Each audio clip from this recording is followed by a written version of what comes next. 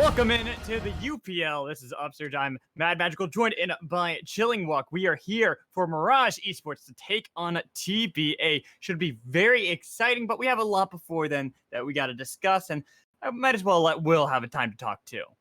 Oh, I don't know, Alex, because these teams, we've been through a lot so far in the amateur scene. These guys have been through a lot in the amateur scenes too, because when we look at TBA and Mirage, these guys have gone through a lot of roster changes so far, especially during UPL around week 2 and week 3. Both teams making multiple roster swaps for their top support. And of course, Cillian leaving Mirage for a new 80 carat to join their roster. So honestly, these teams that we saw from week 1, they're honestly completely different now.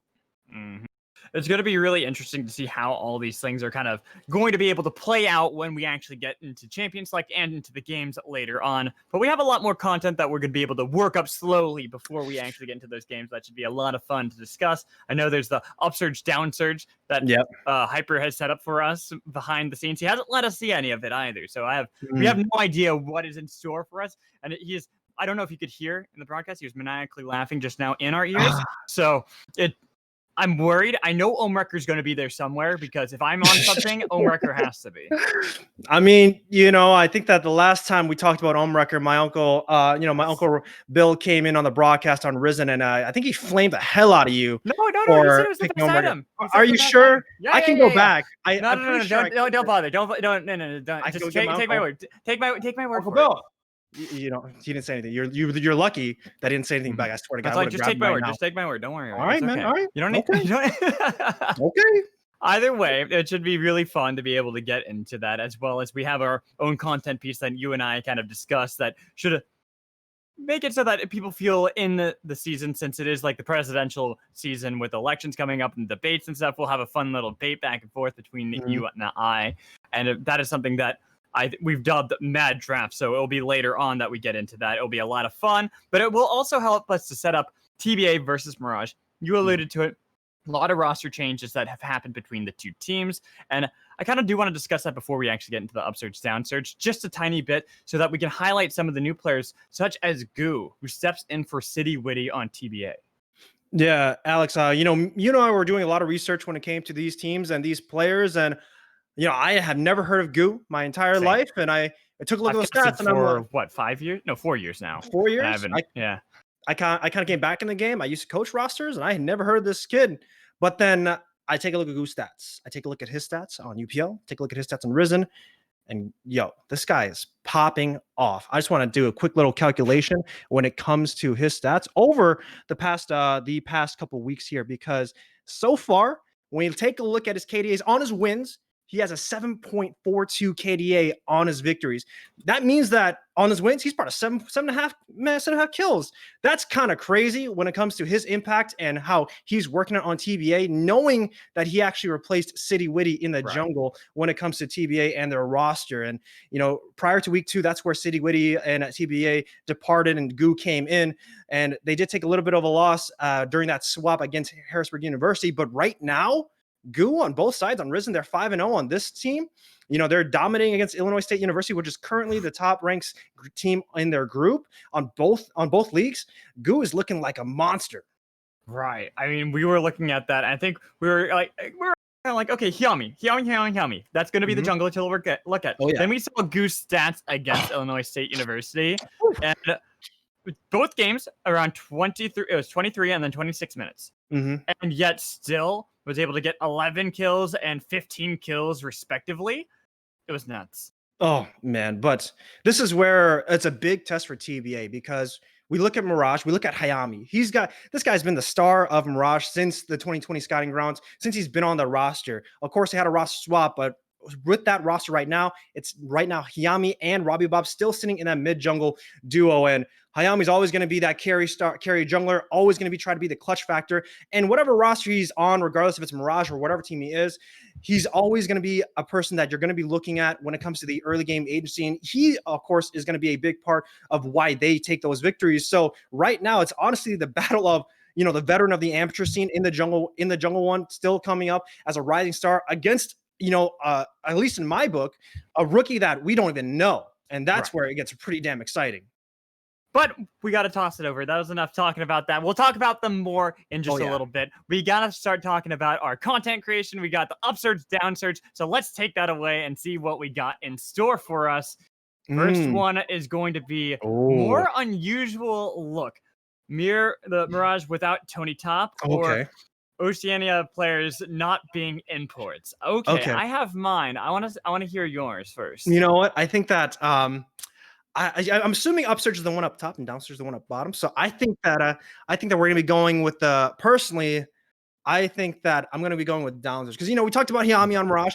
If it was Hayami and he left Mirage, that's where it's like, yo, I gotta go Upsurge. But I think Oceanic players not being imports, I think is gonna be a pretty unusual look, and I'm going Downsurge right here. Same here. That's what my thought was exactly. I was about to say if it had been Hayami, I would have totally been Upsurge as well. But it is definitely a shock, but not as much as I think Oceania players not being considered imports.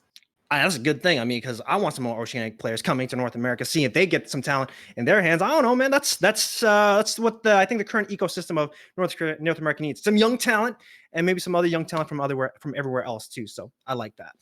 Yeah, I agree. So double Downsurge. So let's see what we got next.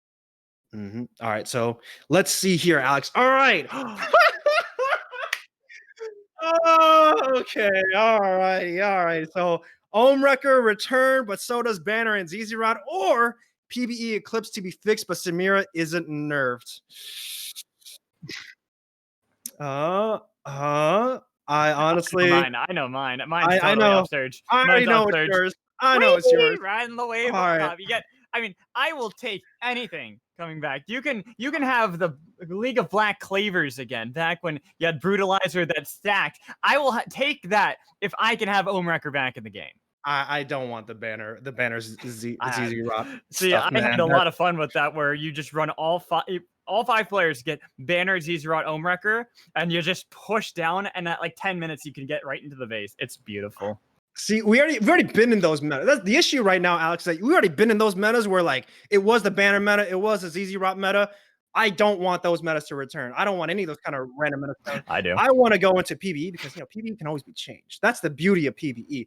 Don't matter if Eclipse needs Bix or Samira isn't nerfed, because we haven't seen Samira in competitive as of yet. So I'm okay with the Downsurge. You, my man, are kind of crazy to bring back all of those kind of metas back in, man. I mean, that's why you mad. That's why you mad. Upsurge all the way, baby. That's easy peasy for me. So let's go to the next one. See what we got next. All right. All righty. So we have Seraphine, a well-designed champ that is perfectly fine, or just a ripoff of Sona / Sona 2.0. Oh man, this is so divisive, Alex. This is really divisive because I took a look at the kid and I was like, okay, she kind of cool. She got the double passive coming in, and then it was like, oh, but she gets an auto attack buff. Okay. Oh, she has an ultimate that's kind of like that's a line. Okay. Oh, she has a W that activates QW and E on Sona. Okay, you know what? An AoE that gives movement speed to her allies. Yeah, I personally, okay, when we talk about design, I think Seraphine's a really cool like design as like a character. Yes. As like the champion kit though, it's kind of sus. I think Sona. If we were playing Among Us, I think that Seraphine would be the imposter. I think that she would be kind of sus right now, saying that she was an electrical. And I'm like, I don't know, man. I saw Sona there. You were there too. Sona's dead now. So I think we got to vote you off. I think that I'm going with Downsurge, baby.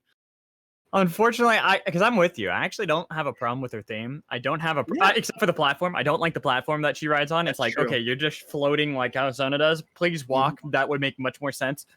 Even with that, it's the problem for me is that you have the theme and the kit that are literally just Sona 2.0.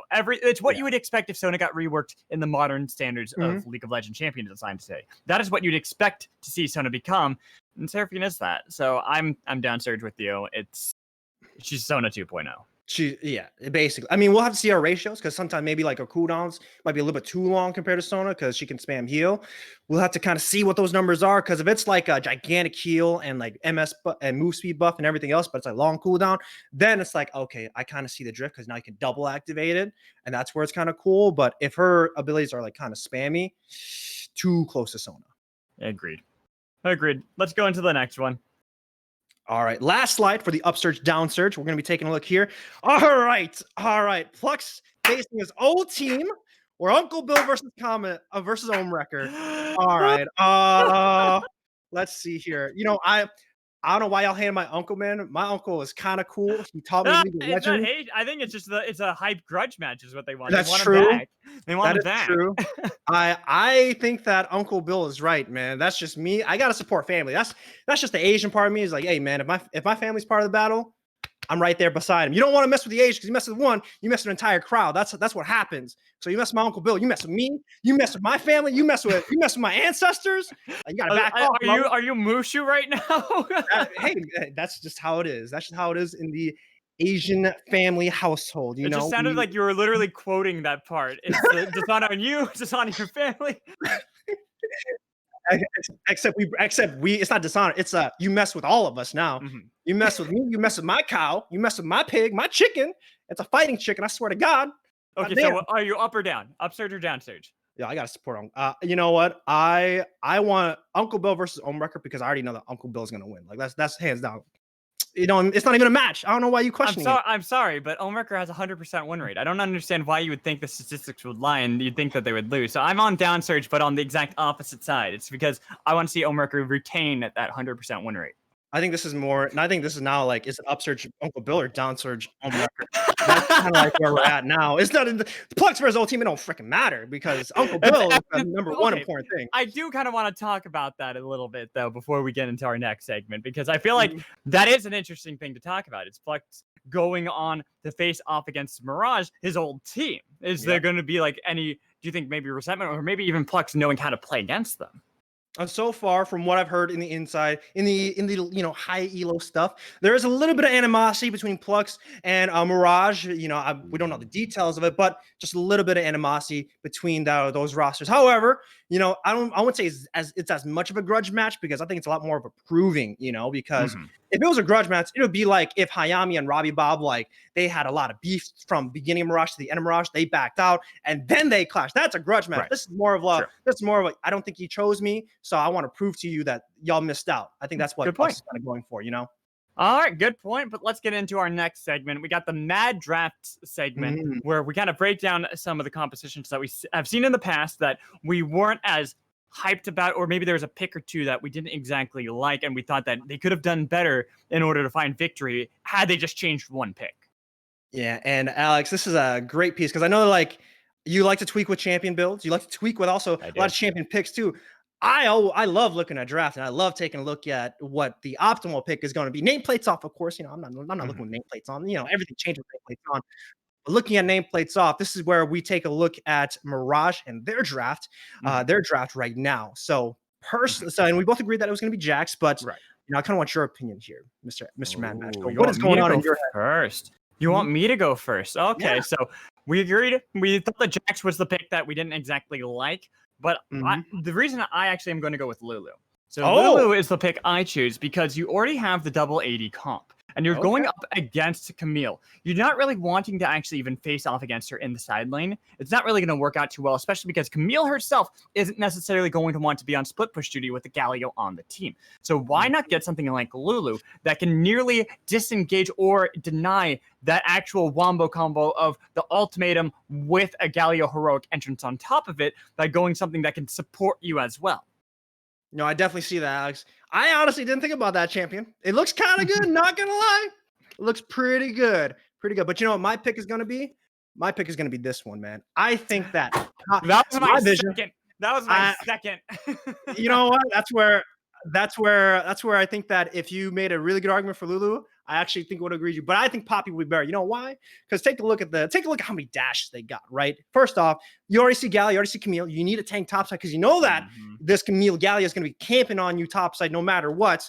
And that's where you can use the steadfast presence to stop the Camille hook shot, stop Gallia from doing any sort of justice punch, stop Grace from dashing. You got to stop 3 dashes so far, especially if you want to go in. And of course, you're now a protective unit for your backline because you already have the Kindred. You already have the Ashe already locked in. So, the Cassio, whatever mid lane you want to pick right there, now you are guaranteed to have that protection as long as you have that Poppy as the big old bodyguard, that frontliner for your quarterback. So that's why I like Poppy and why Poppy is my pick when it comes to this Mirage draft. I can respect that. I can definitely respect that. I think that there's merits with both the picks that we have on this one because I feel like the Lulu still would work very well. Similar kind of thing. It's not necessarily about just disengaging, but also being able to support Kindred and Ashe, while yours is literally just denying almost every single member on the team from being able to engage. So let's go into the next one, see how that draft is going to be. This time, you're going to go first. We agreed. All right. Because I picked Lulu, and now we both agreed we didn't like the Lulu support pick here for TBA. And the reason why I don't like the Lulu support pick right now is that, you're not really looking at even if you're whimsing Kennen, right? Kennen Ultimate's still going to go through. He can still slice all y'all up with that Maelstrom, and Jin's going to be very long range. Gal can just kind of close in and just get a 4-man stun, 3-man stun. Whoever knows how much there's going to be. And that's where, Lulu is good at dealing against one person and catalyzing one unit. Whereas I think that that's a little bit of a weakness when it comes to this draft here. So this is my suggestion coming in, and it's going to be a spicy one. We're going to go back to season 3 from Cloud9 representing on this shirt right now, because my pick is going to be this one. It's going to be Zyra coming in, because Ashe Zyra, man, like, this is a very devastating bot lane. First off, you got R5 counter pick in TBA's drafts, and then it's going to beat you definitely know it's going to be Jhin Thresh here. Hook, sure, may land, but you got plants, babe. You got a lot of damage overloaded on your kit. And then if they were to ever try to walk up and try to fight a front to back team fight, you got an Ashe though. You got Zyra plants coming in. You got everyone else looking just kite back and do a lot of damage. And if they were to commit, you got a gigantic knockup from the Zyra, making sure to stop any sort of engage coming in from the opposing team against TBA. So that is my pick. Let's go back to season 3. Let's go back to the Ashe Zyra. Let's overload on that damage and make sure that if they were to engage anytime, we stop that no matter what. So I actually do respect the Zyra pick, because it's something that so many people forget is viable in the bot lane with the amount of damage you get. The problem I have with it in this draft in particular is, who is your front line? Who is going to be the person that can survive? That's why I have Alistar as my choice. Oh. Something that can be a good front line. You have Kennen, you have Galio, you have Graves, and Jhin. That is a lot of upfront damage that can be provided, as well as being able to get to your backline, to get to them. Well, Alistar, not only can he tank up a lot of that damage, he's pretty good at disengaging too. He's pretty good at being able to thwart a lot of that engage potential, like a Kennen comes in. You either headbutt pulverize him away, if you want to be able to lock him down, or you can just full on headbutt him away to be like, no, out of here, go away, shoo. So that way you can keep your backline alive. You need that to be able to keep these fights going. You already have enough damage coming in from Kindred, Ashe, even from Camille and Syndra. You don't need to overload that. You might not even be able to get through the Galio quick enough if you have the Syndra. Same with the Kennen. He's just going to go into Zhonya's while all these plants are kind of like, wait, what do we do now? Huh? What? So boom, Alistar's my pick. Okay, you ain't wrong. But this is let's keep it real here, Mr. Alex, because the reason why my guesses are right is because, first off, you supporting Omrek already. I mean, that's already why you lost. The game, 100% win rate. I don't know, man. That's already why you lost in regards to picking Ben. I don't know. I think my champions are way better than yours because of my picks are just better. That's it. The only pick I can give you on is the Poppy. I feel like the Poppy Lulu is a coin flip on what could work, but I feel like I won on the Alistar. I feel like Alistar is going to be more consistent than Zyra. You might be able to get a little bit of extra damage, but once she dies 10 times in a row, you're kind of like, man, I really wish I had that front line. All right, you know what? I'm just going to pull up Twitch chat real quick and see what they're voting for. All right, boom, you know what? It looks like Twitch chat, y'all 1-1. You know what? Respect. Not respect. It's respect. I'm supposed to win here, guys. Come on. 1-1. I'll concede the Poppy. I think the Poppy was a solid pick, but I definitely think I got the Alistar on that one. And Twitch chat seems to agree. But now that we've talked about that, we handshake, gentlemen's agreement. Gentlemen, all right, got you. But after that, now that we've gone through the picks, let's talk more about the games at hand. TBA versus Mirage. We've kind of hinted at it a little bit through. We've talked about Gu. We've talked about Hiyami. We've even talked about Plux in the bot lane. So let's talk about the overall picture. Let's talk about the teams and what they have at stake. Right now, they are tied in the UPL 1-1. However, if it were a tiebreaker at the moment, you would give it over to TBA. They are 3-2, while Mirage 2-3. In their one victory they got, it was a 2-1 victory in the best of 3, but their loss was a 0-2. Other way around for the side of TBA, their victory was a 2-0 and their loss was a 1-2, meaning that they are looking like a pretty strong team. Plus, how greatly they devastated the side of ISU last week, which are the team at the top of the standings in their group. Yeah, but that's where we kind of take a look at both teams and take a look at so far. This is so far the weakest schedule because we take a look at UPL. They were actually supposed to play week 1, but they actually rescheduled like post week 6, right? Somewhere a little bit later on. So this is technically their first match, but even then they went through some roster swaps.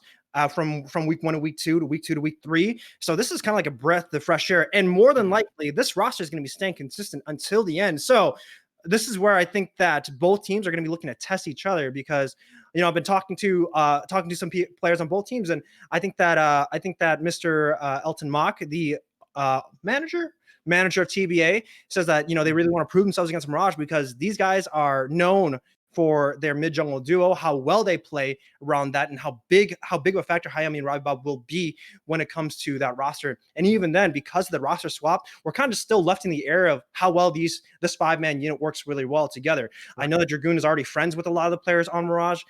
Daniel, the AD carry that has come in over a Cillian, is really close friends with Hayami. So a lot of these guys have played together from back then, or just know each other and their play styles. So from Mirage, it just looks like a group of good friends, whereas TBA, they just got some rookies coming in, and I want to see if those rookies can perform, Right, especially when you look at Goo. We already hinted at him, and now we got to talk about him again because I feel like this is the player to watch. How does Goo perform against Hyami will indicate whether Goo is going to continue to skyrocket up in everyone's conversation or whether he flatlines, whether he finds the plateau and he can't really move past that because Hyami has always been this player that has been dominant in the amateur scene. Might not have been on the top teams in like the Sky and Ground circuit, but he was always the player that was talked about on his team. Oh, yeah. And that's where we're going to see how well these teams are going to be approaching it because we take a look at Hayami, his champion pool so far has been pretty consistent overall. He loves the Graves, loves the AD carry junglers in the meta right now. Has only played, I think, 1 game of Lilia throughout the entire UPL set. So the question mark is like, does he play the Nidalee? Does he play the Evelynn? This is where we get to see if Hayami is down to pull out those champions. Whereas Goo, his champions pool has been diverse since looking at Risen and looking at UPL because he's played Lilia, he's played Nidalee, he's played Lee Sin, he's played Graves, he's played Kindred. Like this guy has played a lot of stuff, and he's gotten a lot of victories on those champions. As we're gonna take a look to see here, not just victories, man. He is crushed on those picks too. It's been brutal. Yeah, so we'll just have to see who can kind of come out on top right now. As look at the bans. I did want to bring up the Lucian because so far Ravi and Young have played Lucian in the mid lane. Cozy Shroud, TBA's top laner, has also piloted the Lucian in the top lane. So going to be wondering to see if the Lucian will be a priority for both these sides. Banning away the Ziggs from Mr.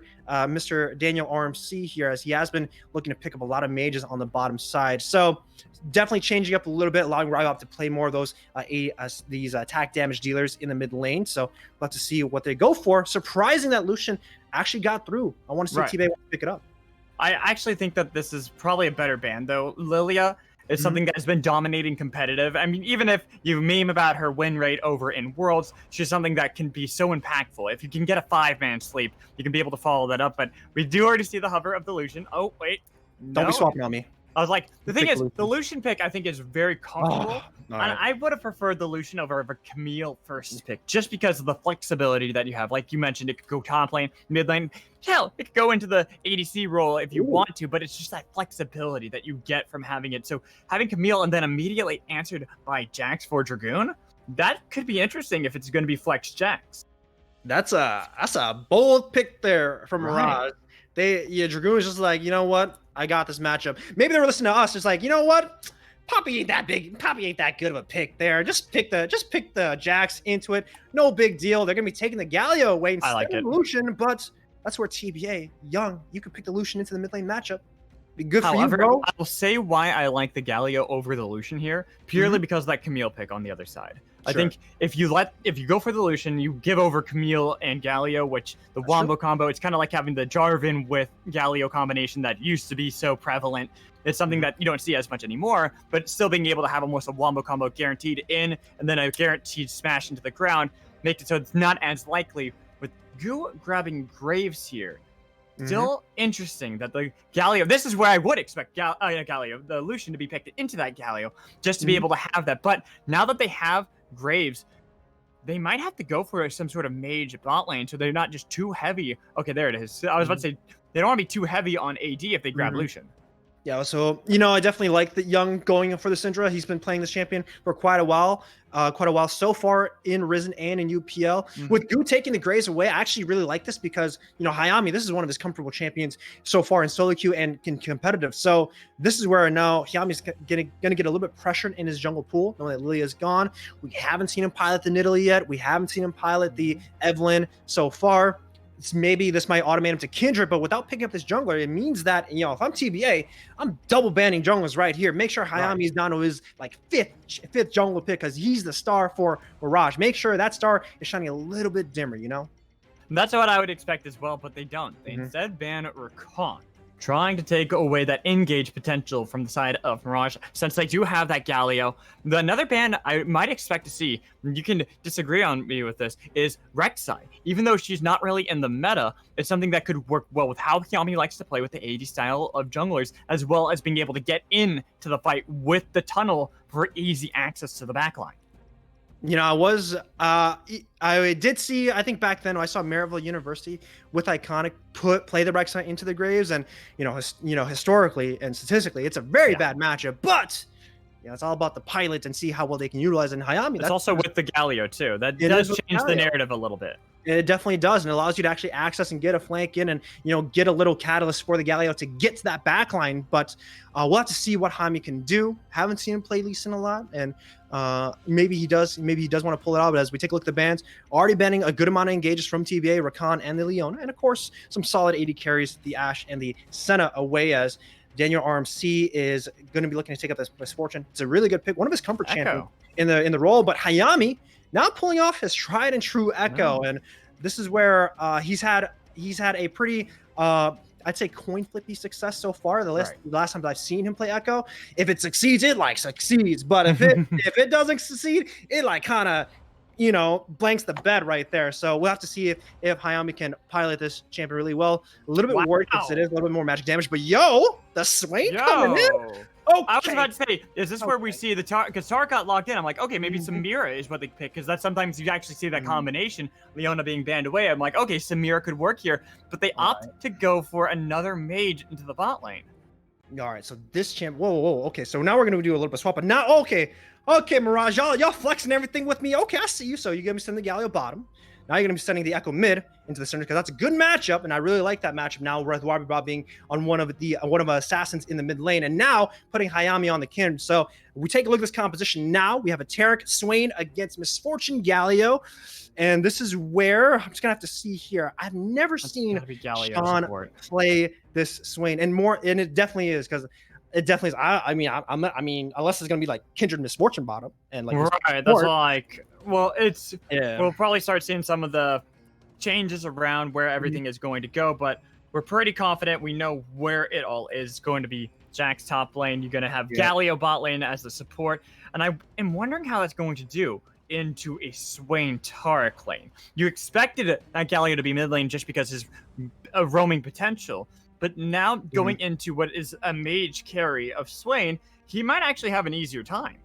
He might, and that's where I want to see if Daniel and John can actually, see if they can kill this Swain early on, because we take a look at Swain and the matchups that he actually works really well into. It's like the Caitlyn, it's like the champions that have really long auto attack ranges, and that's where Swain can actually just get the pull onto them. And Misfortune is one target that it is really pretty easy to pull on a Swain. Then you just kind of line up with that dazzle, easy CC, and a good amount of poke right there. But this is where I want to see if John on Galio can actually punish that kind of interaction when it comes through those 2v2s. But so far, I would say it's a lot of volatile lanes, man. You take a look at top side, of course it is going to be favored for Dragoon, but then we take a look at Cozy Shroud. It's one of his comfort champions on the top lane on the Camille, and now we look at Jungle Man, Gu and Hayami, Mr. Rookie right here versus the veteran over here. It's like that I want to see, and both by the way are marksman carries. So if it gets to that late game, it's going to be like, it's going to be a slugfest. So I'm just kind of excited to see what can happen when it comes to these two teams and how they look to pilot both compositions. Because it's a 1-4 versus a 1-3-1. Right. And I really actually want to pinpoint on the Plux Tarek. Yeah. Because these two compositions, if you look, really the only burst damage that I can say would be Robbie Bob on Echo. Everyone else is trying to sustain their damage. They're trying to really be able to drag that out over the course of a fight, which Tarek is going to be excellent into, making it so they're not going to be able to immediately burst them down. TBA are going to be very happy. They have Swain, who can heal up during all these fights. You have a Graves, who could, you could argue that he's a little bit more bursty into the later stage. Same with the Syndra, but she's still more of a control mage. Camille, still going to be more of a skirmisher, side laner. Drawn out fights. Everyone on TBA is going to benefit from this. Yeah, and that's where we'll have to see if Rob can. Rob's kind of like the X Factor. I'm being honest, Alex, because it's up to him if he can actually nuke out Gu or Young when it comes to the squishy members. Swain's going to be relatively tanky in the later stages of the game, so that's where it becomes a gigantic X Factor of how well he plays, and that's why it's a 1-4 versus a 1-3-1, right? Can Young hold his own against Robbie Bob in the side lane? Or do they actually make a swap and actually send the Swain against the Echo and, make sure if that's a good matchup? But that's where I want to see Robbie Bob kind of, make this Echo look really good. Because so far we've seen Hayami be the one play the Echo a lot. And of course in Worlds, Echo is now coming up in the mid lane, which I'm like, guys, that's a Syndra counter pick. Why aren't we picking this champion? And now everyone started pick it up in this matchup. So it looks really good for him. But so far, we just have to see if TBA can hold their own against the veterans of Mirage. Exactly, and that's what I want to see, especially when you talk about Young. This is his 5th time in the UPL playing Syndra. He's only played one other champion, and that is Aurelia. So he is very comfortable piloting this champion. It might be into the counter of Echo, but I'm expecting to see that Young is not going to be afraid to go up into this mid lane against Robbie Bob's Echo. Yeah, and hopefully Young can actually get the quick little victory, because it's actually going to be very dependent on the level 1 and level 3 interactions and how Young can play this mid lane out. Because if you actually play this lane out really well from those points, such as setting up the wave really good, forcing the bounce so you can actually set up a freeze, it becomes very tough for Robbie Bob to actually even walk up on the wave. So I want to keep really close attention to that level 1, level 3 early laning phase to see if Young can actually get the early advantage. And it's going to be interesting. This is game 1 between these two teams. Victory is pretty crucial. It's critical in order to be able to keep themselves within playoff contention. You drop this game, you got to imagine that it's very unlikely they're going to be able to go further. They're going to be able to rise up and be able to take that top spot in their group. But before we get into the game, we do have a quick ad read that I want to say thank you to Kono Keyboard out there for everything that they've been able to do to help us here at Upsurge. So if you're looking to take your game to the next level, it all starts with your paraphernalias. From keyboards to keycaps, mice, and more, our friends at Kono have got you covered. Kono works with the world's best and biggest designers, inventors, and makers to bring you some of the best gaming paraphernalias all around. Kono have been huge supporters of us here at Upsurge and have made generous contributions to our prize pool. If you need to find a new keyboard, check out the Hex Gears X1 RGB low-profile Bluetooth mechanical keyboard. You can use the discount code UpsurgeGG for 7% off your first purchase. For more information, head over to kono.store. That's KONO.store to check out all they have to offer. That's KONO.store. Kono, discover amazing products.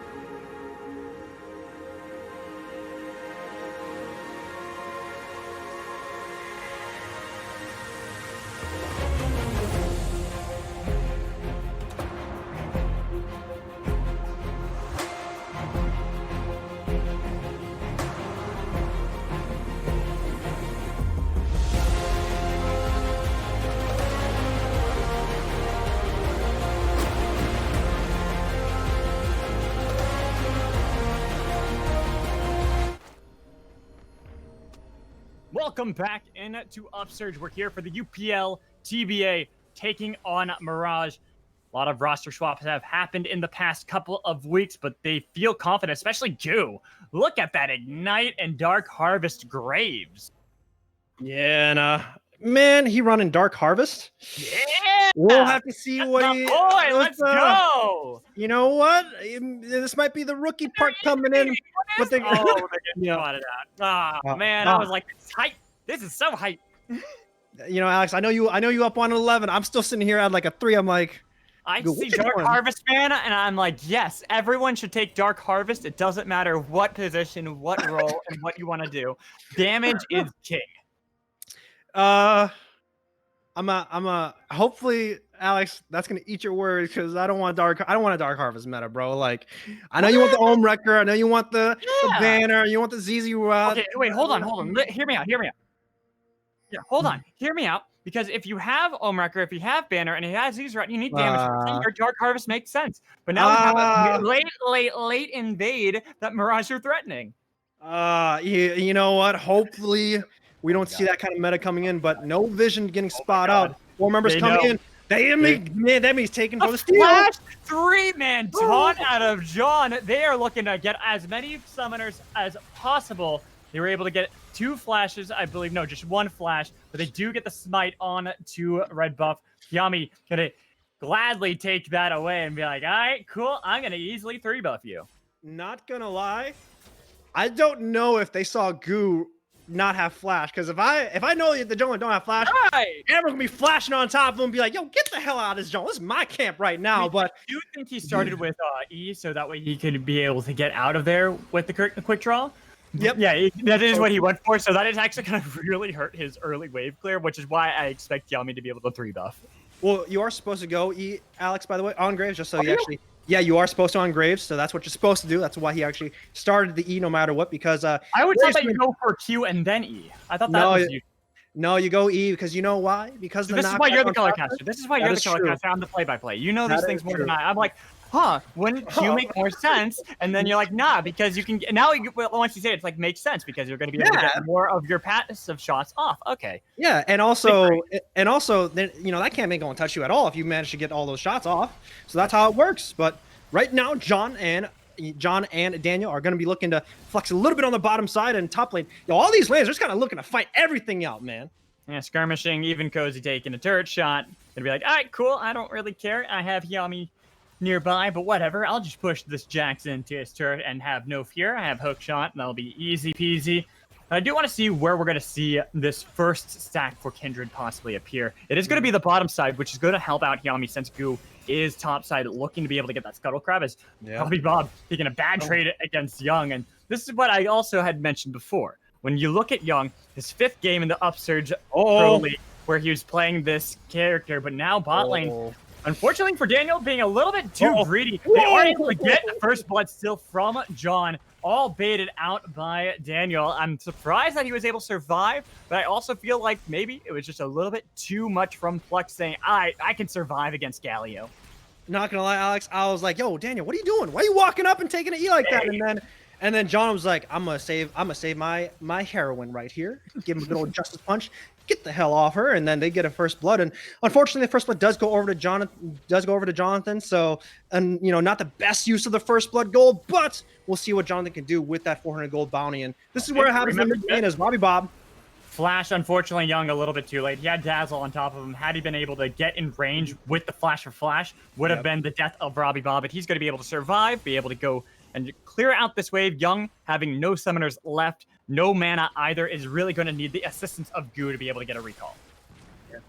And I just want to take a look at this replay real quick as we pull it up from here with that first blood, as it's going to take a look take a look. But still, that's where we see the interaction, because that's where the E pulls in from the bottom side. Pluck setting up the stun. But this is where that gigantic Just Punch and that freaking passive. Oh, we just kind of did a Hulk smash on him. We're watching Marvel?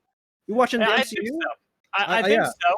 But let's go back to live, because we had a solo we're kill in another top fight. lane, and we have a gank in the bot lane onto Plux. Look at how much damage Yami just did to him. One bite from Wolf chomps him down.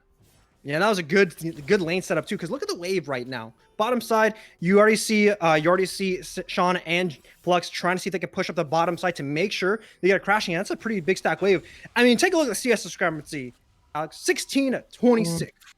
That's pretty big right now, and this is where I think the bottom side gap is starting to come on a little strong. Keep in mind that that kill did go over too high on me, so I'm pretty sure that is going to be his first mark as well. But right now, this is honestly the story of the bottom side. I think that was his. No, it was his first. Okay. I wasn't sure if he was able to get it onto the Scuttle Crab, but we do have a replay. There was a solo kill that happened during that in the top lane between Cozy and Dragoon, where Camille was able to get the edge over Jax. Yeah, I want to take a look at what happens here, because you see Cozy. He takes a turret shot right there, so that may have actually cost him. What actually happens here? Because that's a gigantic minion wave. Cozy tried to get stunned, but I think that's what happens, because now he goes for the hook shot, and also a good flash, which forces the kill. So that's how it works out. A good play from him. That turret shot honestly costed a Dragoon on the top side. As we go back to live, Young, he got level 6. He wanted to kill Robbie Bob there. He's like, all right, you don't have Chrono Break. I'm going to be able to get a lot of damage, but here's Yami with the flash in. They look for the slow. Going to have Unleashed Power picking up the kill. 1v2, and Young makes it even. Yeah, good job on Young to make sure he gets something back in return. Rybob honestly could have just backed off, knowing that he didn't have flash. Young didn't have flash in the mid lane. Hayami, forcing that gank with his own flash as well. Honestly, if Hayami went for the chase, probably would have resulted in a kill, but Rybob unfortunately stepping up a little bit too much, costing him in this mid lane here. So gonna give a little bit more of the power curve for Young on Syndra, a little bit more time to make sure he can actually be a little more influential approaching the 10-minute mark. But of course, the later this matchup goes, the better it's going to be for Robbie Bob. So with this kill going on, it's going to be a little bit of a delay, but top side fight, a little bit of a trade from Cody Stroud and onto Dragoon. But with Dragoon going for that Blade of the Ruined King, he's going to be looking to lifesteal it all back up. And Dragoon, he's looking to try to just run him down. All the while, it is going to be a trade of what I'd consider a pretty crucial objective for Kindred, of the Scuttle Crab, to get her second stack, or that of the Mountain Dragon that is picked up pretty easily by Mirage. They have a pretty sizable gold lead here. I mean, a lot of that's going to be that bot lane. That CS differential between the two is a bit yikes, especially when you have a Swain this far below a Misfortune in the lane. You're like, okay, we need you to be able to get to the mid game to actually be impactful, and if you're not going to be able to get there, this Misfortune's going to run rampant. Yeah, and that's where the Galio support actually becomes really good into Swain, because if the Swain ever goes for a pull, you just punch the heck out of him, you set up the taunt, and then your Misfortune can layer on that damage. So that's where, Sean pivoting towards the Swain is what's costing him, and that's where it's not really working out, So hopefully we get to see the Swain come online later on, but, when Swain goes down and gets behind, it's not a fun sight. But Hayami is on top side, going to get spotted out. Cody Stroud now has to play a little bit back, but right now, even though Dragoon did lose that first kill, he still has a lot of priority on this top side. Someone we haven't really been seeing much this game has been Goo. We saw Yami topside, but I want to see where Goo's going to be able to make these plays. It's Ignite, Dark Harvest Grapes has done nothing.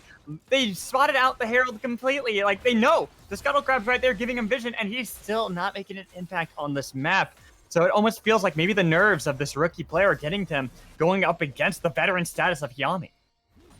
Yeah, 8-minute play is looking really good, and we're ready to take a look at these stats right now. I mean, we talked a lot about him, Alex. Like, he's a rookie on the TBA squad, got scouted out by their coaches. Great stats so far in UPL. Right. Even bigger stats on Risen, and if we take a look at those, and who knows what those stats are going to be. So he's a young rookie. He's looking to make a lot of plays, and that's why I'm just kind of questioning the Ignite and that Dark Harvest. Like, are you trying to flex on a veteran, or are you not are you trying to flex, or are you not trying to flex, or what's the feel here in this game one? So we'll have to see if Goo can actually make this Ignite and Dark Harvest really good and make it shine in this victory if they manage to claim it.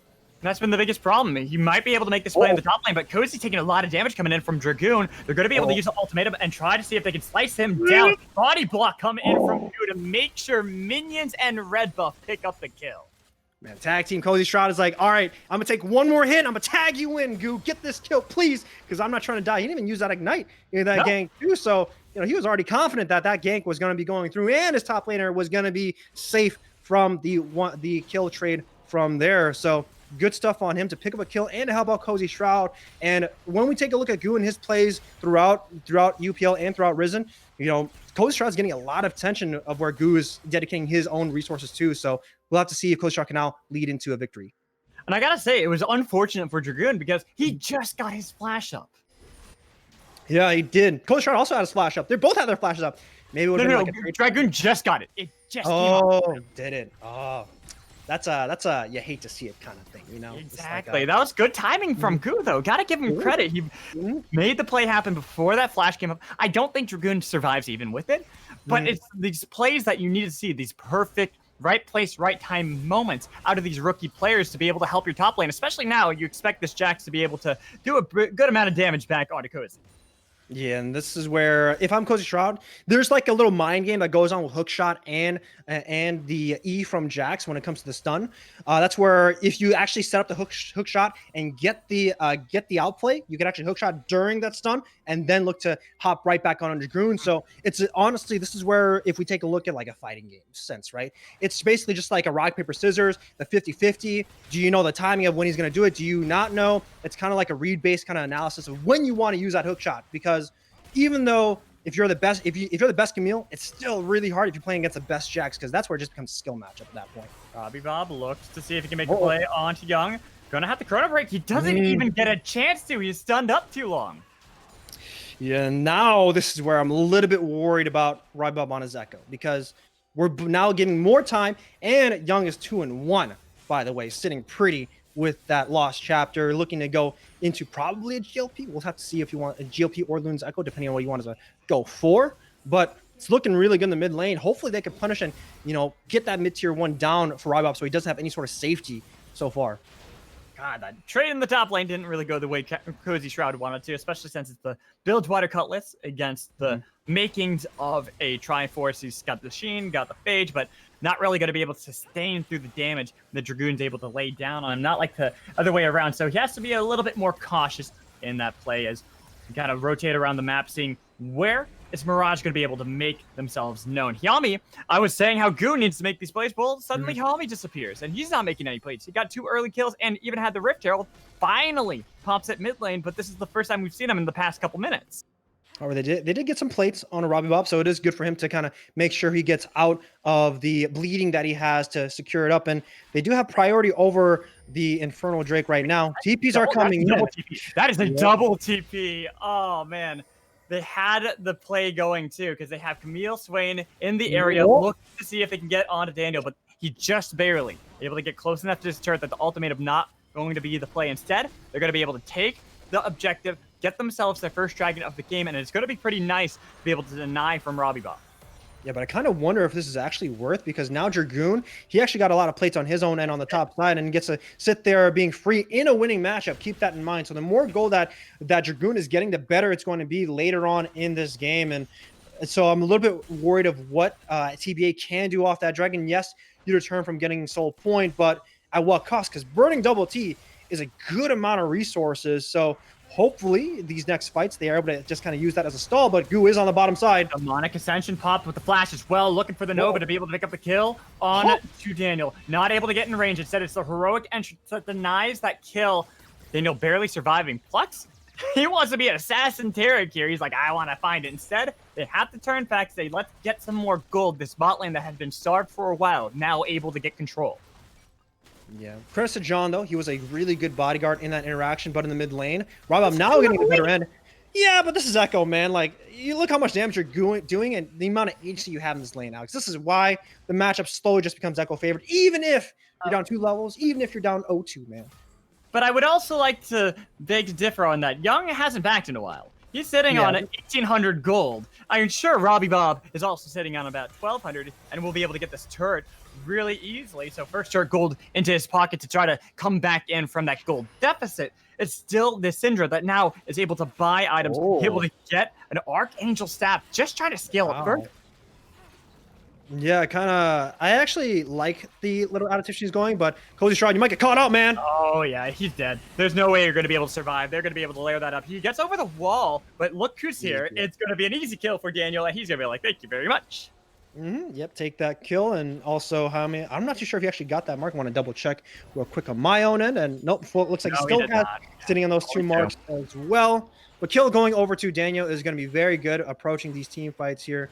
Currently 4-4. Mirage still getting the better end of it just because of these CS leads that have been developed from the top side and the bottom side.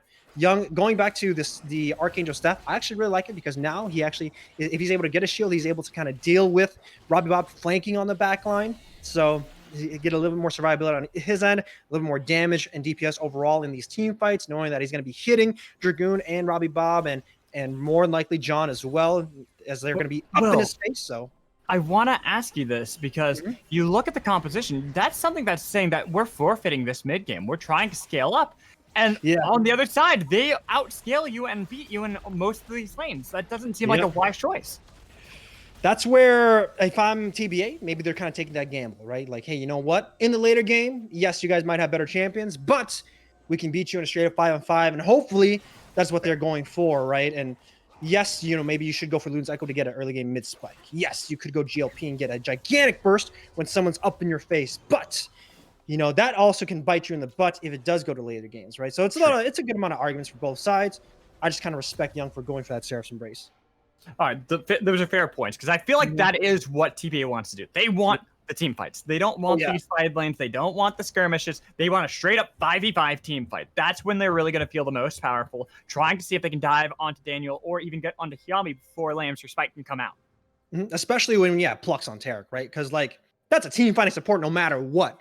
Throwing down that Cosmic Radiance for everyone. So that is what they want to do, and hopefully they're able to find those team fights, get to the objectives first, and make sure it's a front to back, and make sure they have eyes on Robbie Baba mid lane. Ultimatum as well as layering down the Dazzle. Easy kill for Cozy Shroud to be able to get, I think, some shutdown gold over Daniel. Yeah, Alex.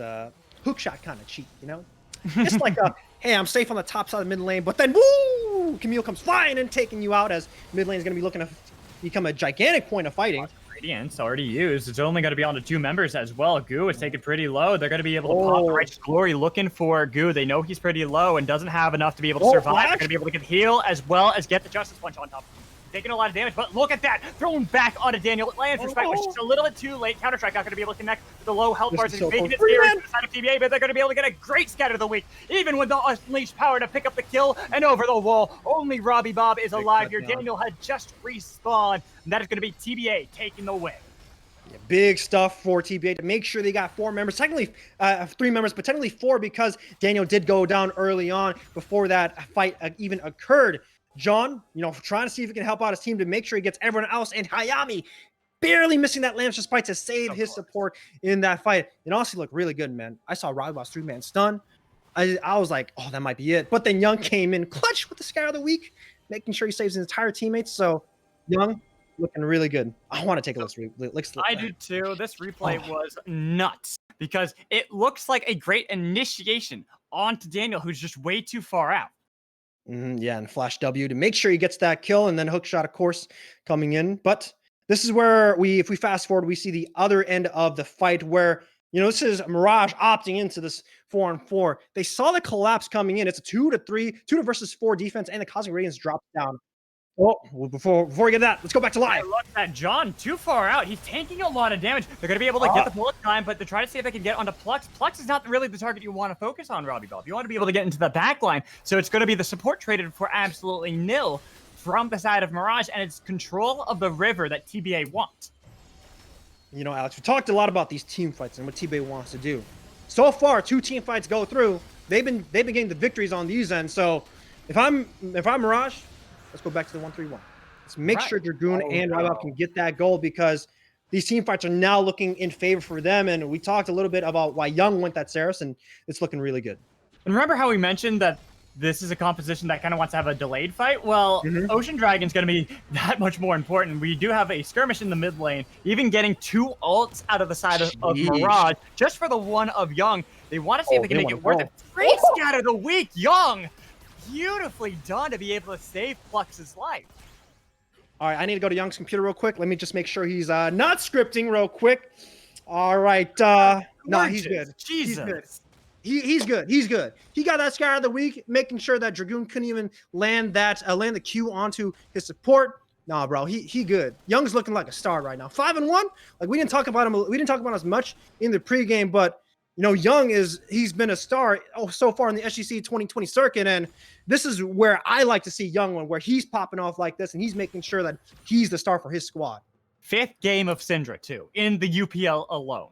He has only really played this and 1 game of Aurelia. It surprises me that they are letting him have this champion. Sure, you get the counterpick, but he's clearly comfortable into it. Mm-hmm. Yeah, and you know, that's where the early laning actually helped out Young a lot. Some ganks came in from Goo to help him out too, and that's why it's looking really good. Hopefully, Brybop can get to that Lich Bane with the protobot that he already has to be a split push threat. And now we already see the 1-3-1 starting to come online. And this is where we'll have to see if TBA can now answer the 1-3-1 and make sure they get to the objectives first from the side lanes. So we got to take a look at that replay, what happened mid lane. I mean, it's pretty much just John too far out. He's a support who's like, all right, I'm tanky enough, right? Well, your whole team split away. Yeah, he also walked in a face check to make sure if he's like trying to get in, but we have to take a listen one-on-one. No, it was. I mean, it was a 1v1 until there was a great scout of the week. And now dive into the backline onto Daniel. They're going to be able to get the taunt that they need to out of John to try to see if they can keep Daniel alive. Forced to heal to be able to survive, even Flash to get away. They want to see if they can keep the fight going. John, unfortunately, sacrificial lamb and the TP from Robbie Bob into the fight, but nobody is there from your team. You're forced to chrono back all the way back to the top lane, leaving Dragoon alone in that lane. Oh man, he's unstoppable. Young is crazy. What is going on, Mirage? Y'all getting caught out left and right. What happened to that one-on-one? Because I heard our producer be like, yo, Hayami needs some help, and we get to the crime scene, and it's like, crap, guys, there's a dead body. It's an admin. Who did it? No, it's the one. Have you ever seen the video of what happens if there's 100 imposters? That's what pretty much happened to the poor side of Mirage. They thought there was only one, and really they hacked the game, and every single person who's not on their team is an imposter. So they just get one by one picked off, and now they can start up the dragon. But they gotta be careful. Yami is back up, and they do have the TP flank. They want to see if they can get onto Robbie Bob. It's going to be instead the stun that comes in from the parallel convergence onto Koji Shroud, who's forced a hook shot. He goes back in, bullet time used to be able to get a little bit of damage. Dragoon wants to be able to get in the back of him as well. Heroic entrance, looking to see who it can knock up. It's going to be able to get Young. Young is the target, but the shield is too much to be able to get him immediately. Finally, he dies, but everyone else is so damn low. Dragoon staying alive. Finally, Goo takes him out, but look at that. Only 2 survive on the side of Mirage compared to the 1 from Goo. They're able to stop the Baron. And Young had flash the entire time. I was like, bro, you gonna flash or what? He gets jumped on by Dragoon. He gets jumped on by John, and then he doesn't flash away. I was just so surprised, but Goo managed to find a return kill back onto Daniel and still making him look like the star 7-1-5, but still a lot of mistakes from TBA that fight overall. And it's just mistakes overall at Magical. Like, I want to see a little bit more cleaner play, you know? Yes, I agree with that, but I do got to give credit over to the side of Mirage with how they played that. They were able to make it so it was a difficult decision from Young. He thought he was going to be able to survive with the shield. When we take a look at the replay, you can see how much they put into getting on to Young. Young was so crucial from that, but it all starts from this beginning because it was messy from this point on. Yeah, what happens? Oh, the scatter of the week from Young, helping out his fellow jungler, making sure it wasn't a one-on-one, it was a 1-on-2. That's like when the imposter comes in, but this is where Cozy Shroud forces the fights in, and now Mirage are kind of like scattered. This is where Daniel, I don't know what is going on in comms, but this is where they call for the double TP back in. Everyone looks TP back out. We see Rob Chrono Shift way back to the top lane. Dragoon's like, guys, y'all call for me, and you guys gonna leave me hanging? That's what's gonna be, and that's what happens. This is what forces that Baron fight. Right, and then they're able to go reset it, push all the way to the Baron. You see it, they're trying to get the control of wards, but unfortunately it was a little bit too late. And this is where it all goes downhill and gets messy. Yeah, so this is where they try to go in a good bullet time to zone out that chokehold, and Dragoon gets a 3-man stun. Keep in mind, that flash is still on Young. He has 2 CCs that he can flash on. He can still flash away from the top, but he's not flashing through anything. Imagine if he was alive and he actually managed to get a good scatter of the week to deter everyone else away, especially from Goon, especially from their backline. Who knows what could have happened, but That definitely costed them in that fight. It came a 4-4, but now we have another fight in the bot lane. And Dragoon unfortunately already used Scatter of the Week. Not Scatter of the Week. Counter. Oh. They're trying to see if they can get the trade of 1-for-1. He's going to be able to get over the wall, but a good leap trick to be able to pick up the kill. Yami fighting against Goo, flashing over the wall, comes in Dragoon, trying to see if they can take it down. The minions were going to be able to get 1-4-2. Dragoon with the counter strike, going to be pulled back in by Sean, taken out, and now it's Daniel's turn. Everyone pouring in. Demonic Ascension trying to see if it can keep him alive and healed up the full, but it can't. Robbie Bomb silences him. My God, I didn't know we were in a Smash crew battle because one person goes down, another person comes in, that person goes down, another person TPs in. That's basically what is happening in that bottom lane fight overall. Goo takes there was a 2-on-2 that occurs, then Shroud goes down, and then now Goo takes down Hayami, then Dragoon takes down everyone else. My God, these guys are just looking to slug through, and it's only 2K gold lead difference. I was about to say, that has been a 2K gold difference for a while, and it's been favoring that of Mirage. Despite the fact they are down in kills, that really does come down to the fact that these CS differences that you can see coming in from the jungle, from the bot lane, Sean really hasn't had that much of an impact on this lane. Sure, he's 2-2-7, but it's not what you were expecting when, especially the team fights are so important and predicated on you being able to get into the middle of everyone and health tanking everything. Yeah, hopefully he can do that, and that's what basically the cost of what happened in Sean during laning, because when a Swain goes super far ahead, that's when he can basically delete everybody with the ultimate that he has. But when Swain's kind of like even or behind, Swain's kind of underwhelming, and that's where Sean's not doing that much when it comes to the impact of his team, because it's mainly off of Young and Goo so far, the mid jungle duo coming in. Cozy Shroud not playing it, but another cat from the Dragoon. This looks very familiar. Looks like they had the pick on a Dragoon, but you never really do. It's going to be heroic entrance onto Cozy Shroud and going to be able to get the knock-up. Yami wants to be able to get the kill onto him and be able to get another stack for himself.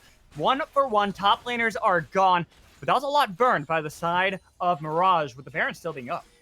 Yeah, this is where everyone's just kind of playing for Dragoon and Cozy Shroud on the bottom side. Good stuff from John to use that heroic entrance to make sure he comes down and helps out his fellow top laner, even though Dragoon does go down at the end because of Goo's damage and not picking up a lot of lethality, of course, to deal with a lot of these squishy members from Mirage. But right now, it's still neck and neck. Even though everyone's trading 1-for-1, this 2K gold lead, the longer it goes, and it's still seeing a 2K gold lead, that's not going to matter at that point. It's approaching 30 minutes. Maybe if it was like a 5K gold lead, would have been different. Why are the junglers still down there? That's my question. They're just farm, bro.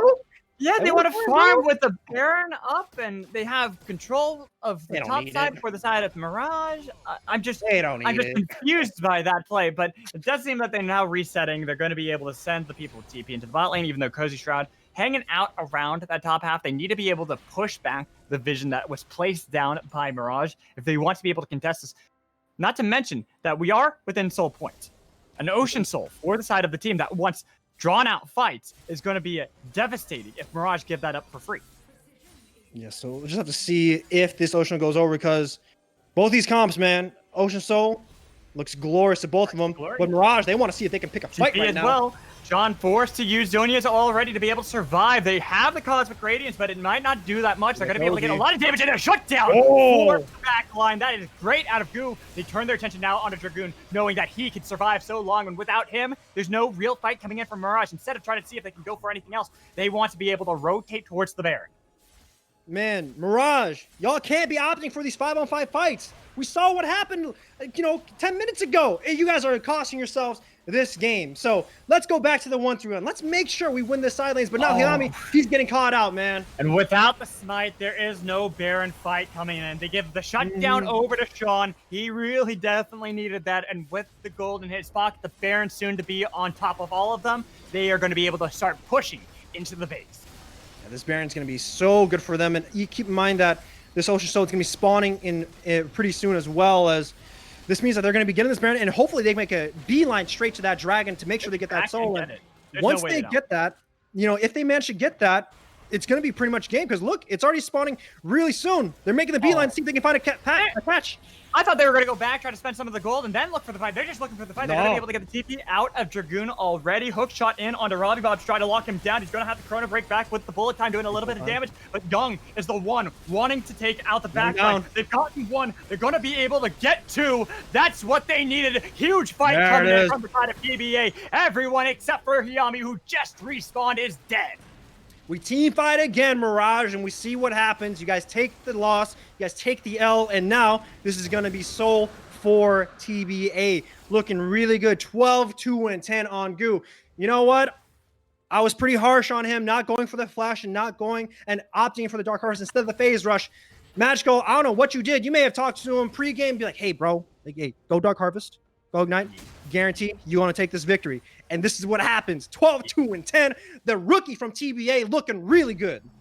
I mean, it was a weak start at the beginning of the game. We were wondering where his pressure was going to come in. Once Goo found it, he has not relented. Yami, he had it at the beginning. He was the one in control, but Goo somehow finds the right plays, right time to be able to not only get a couple kills, but he's got 19 stacks on his Dark Harvest, as well as having those 12 kills. So insane right now because Goo, the rookie from TBA, stepping up against Hayami. And this is where we were kind of nervous about. You're playing against Hayami. If you know him, nerves might hit you, but this guy, 22 kills out of 22 kill participation out of 26, man. He only missed out on 4. This guy's been around everywhere, and we saw the old stats. We saw his kill participation. We even look at his old stats from Risen, and this guy, when he is part of the victories, he is a part of the victories.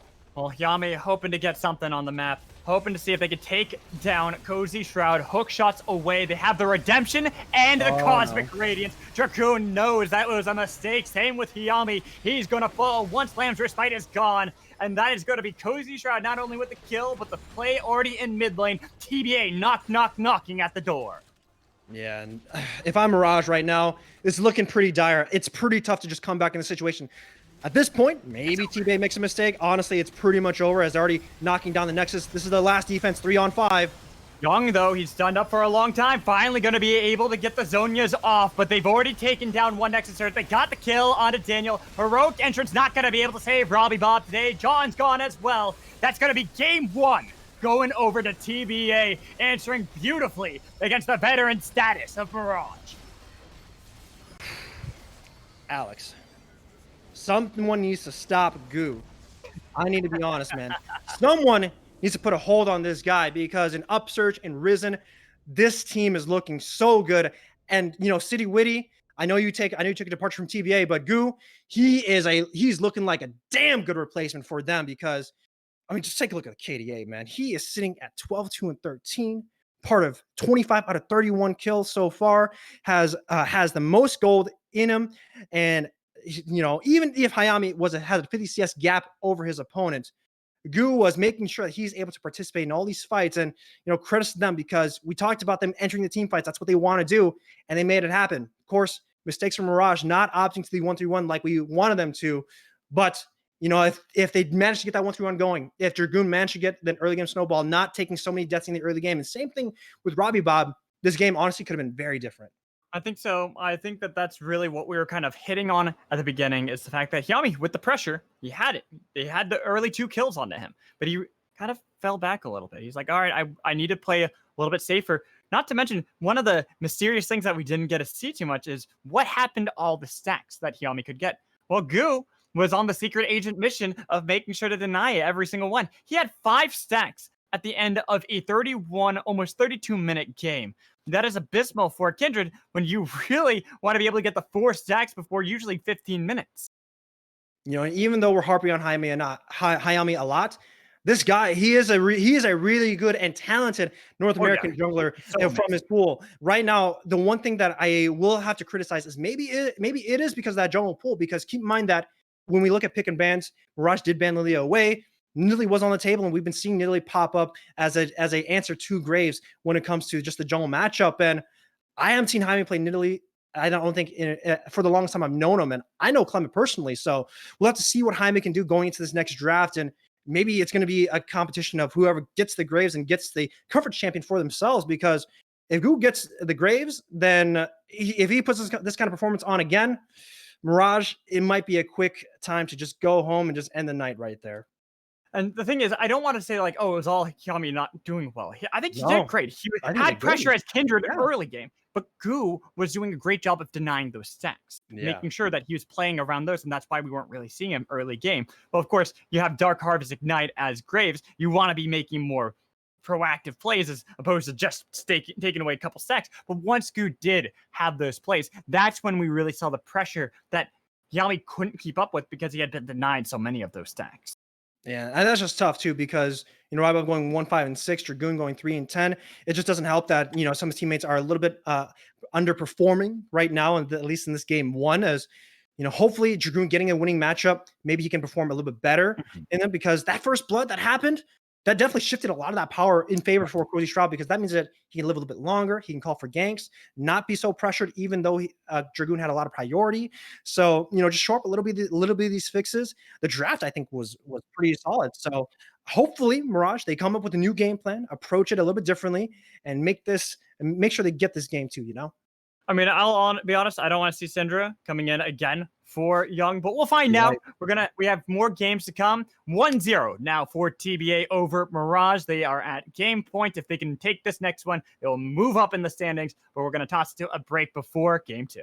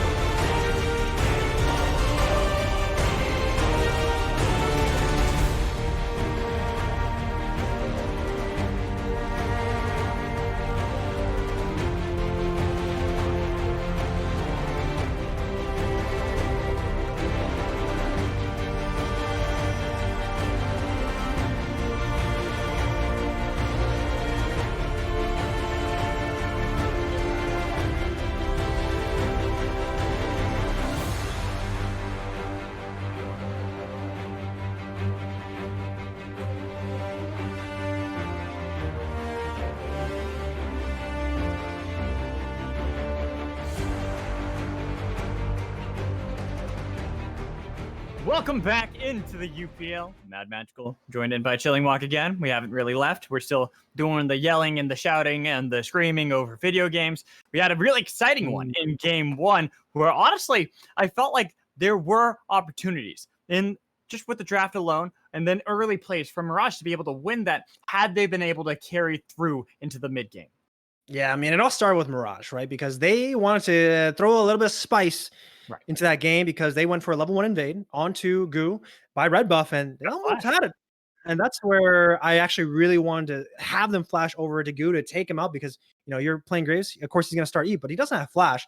Maybe they could have punched that a little bit harder, and that's something that I wanted them to do, but unfortunately, they didn't opt into that. So before we talk about that game, though, we got to take a look and go into draft because this draft, they're going to be swapping sides, and I want to see what the change is going to be because Lucian actually was left up the entire time. No one wanted to opt into it, so let's see Mirage if they want to take that champion for themselves.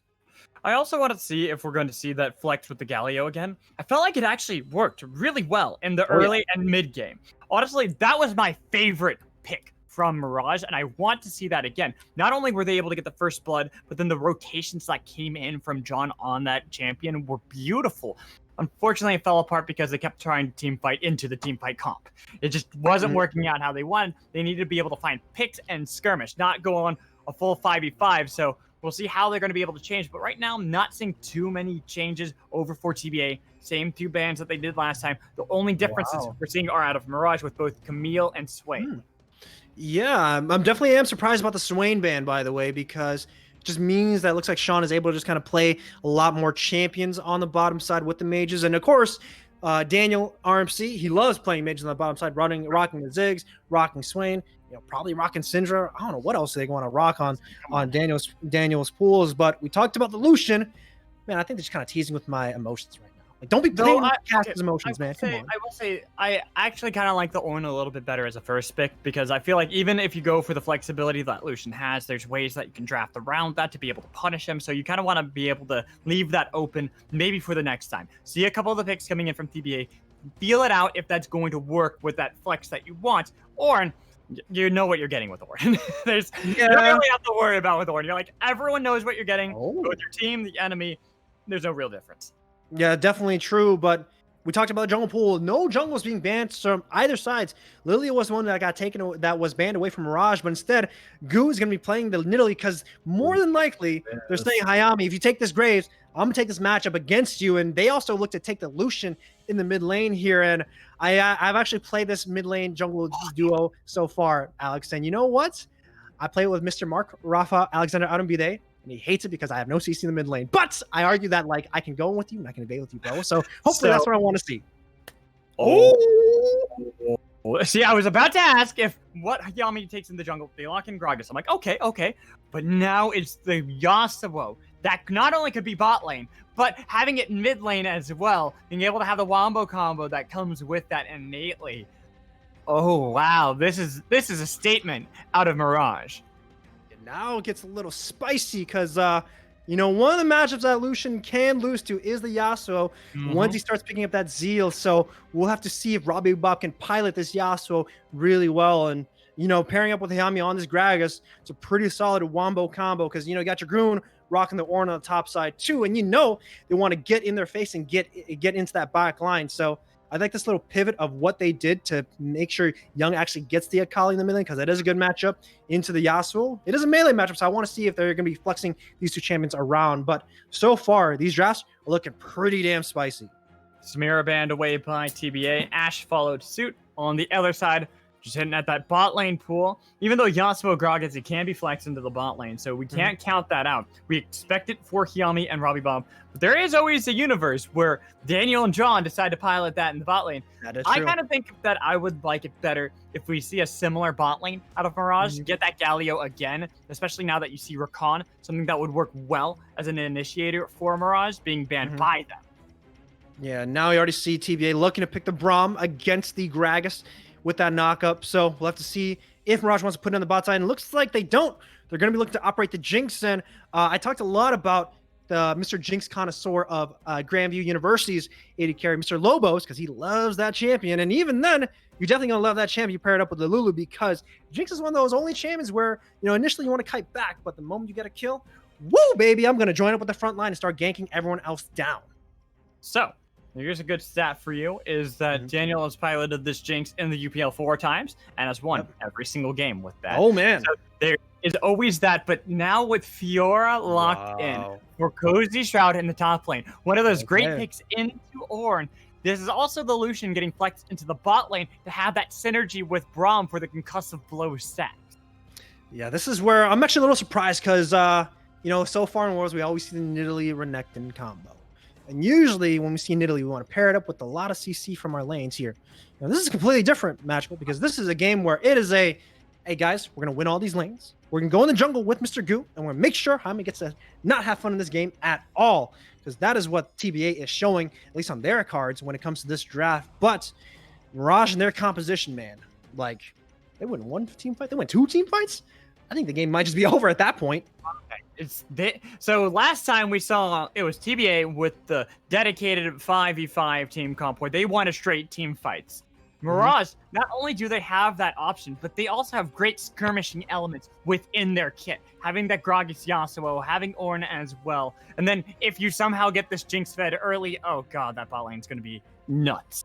Oh, I know, man. Like, Mirage, this is where they're like, we're not going to be 1-3-1 anymore. We're down to team fight. We're down to slug it out. So that's what they're trying to see from Mirage, man. TBA, they're playing the 1-3-1. They have the Akali, they have the Lucian, they have the Fiora. When it comes to just kind of like side lane pressure and side lane champs that kind of, you can just kind of shuffle through depending on your opponent.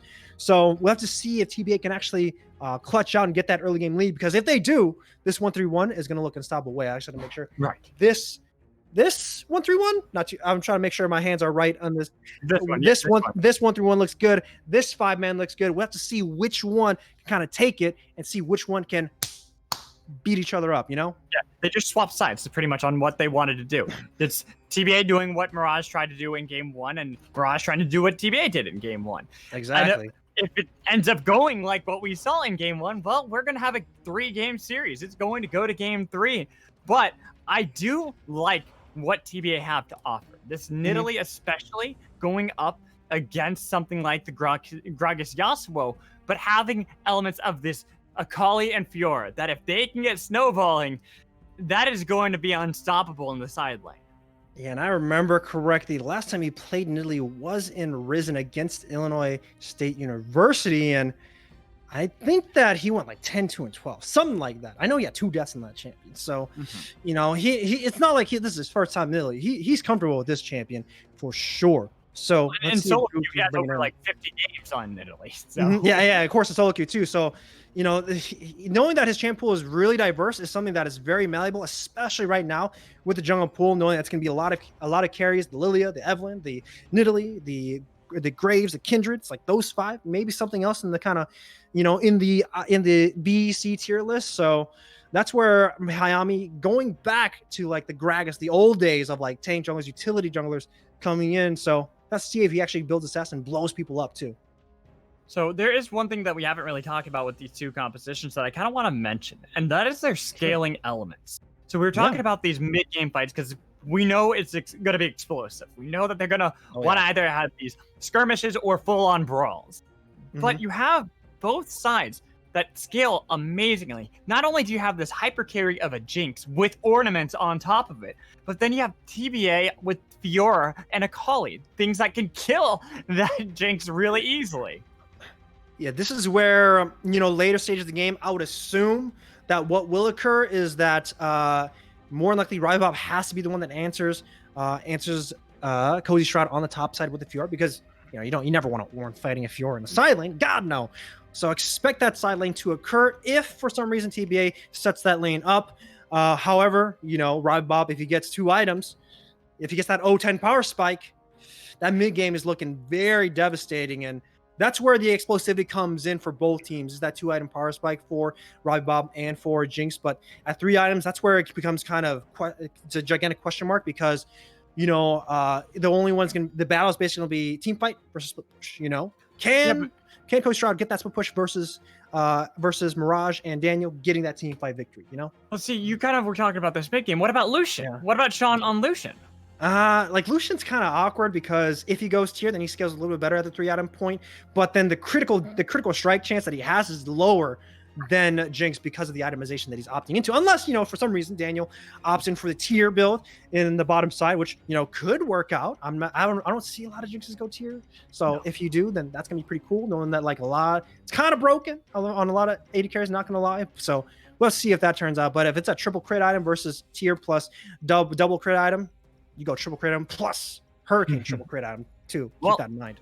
We will find out in a little bit. Before we toss it over to Upbreak, quick ad read. Give a huge shout out to Unified Esports Association. Unified Esports Association is a Kansas-based company that oversees multiple projects that specialize and operate as a dynamic pipeline within esports industry, providing shared experiences that directly serve collegiate, youth, hobbyists, and amateur video game players at every stage. Starting as a small student group out of Wichita State University, and since then, UEA has grown to be a veteran organizer, just tournaments and events throughout the United States. They host tournaments for games like League of Legends, Rocket League, as well as Overwatch. For more information, check them out at uea.gg.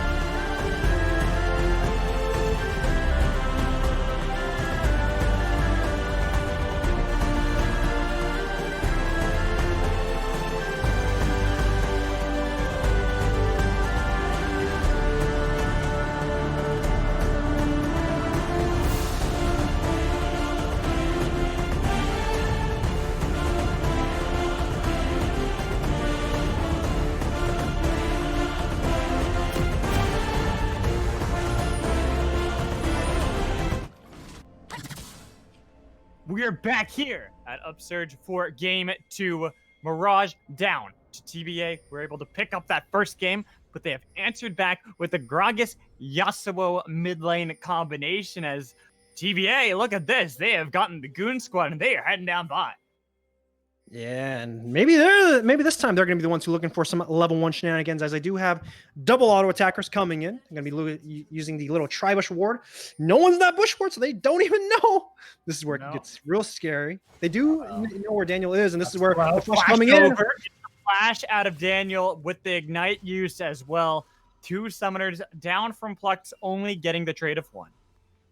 Yeah, but that flash is going to be a pretty good trade, you know, because Plux used his flash in trade of Daniel. So I do like it, but You know what? Alex, let's just talk about Daniel's name real quick. Like, No, let's not talk about his name. let's not talk about his name. Okay, let me rant really quick. Amateur players out there, you listening to me? Yes, come on, man. Come on, get real be doing names this. for that. We're trying to cast out here. We're trying to get you guys Don't be praised. doing And this, you man. want to be able to add this to your highlight reel. Well, it's gonna be difficult if people are like, wait, is that really that? I don't know. Get real names for the people.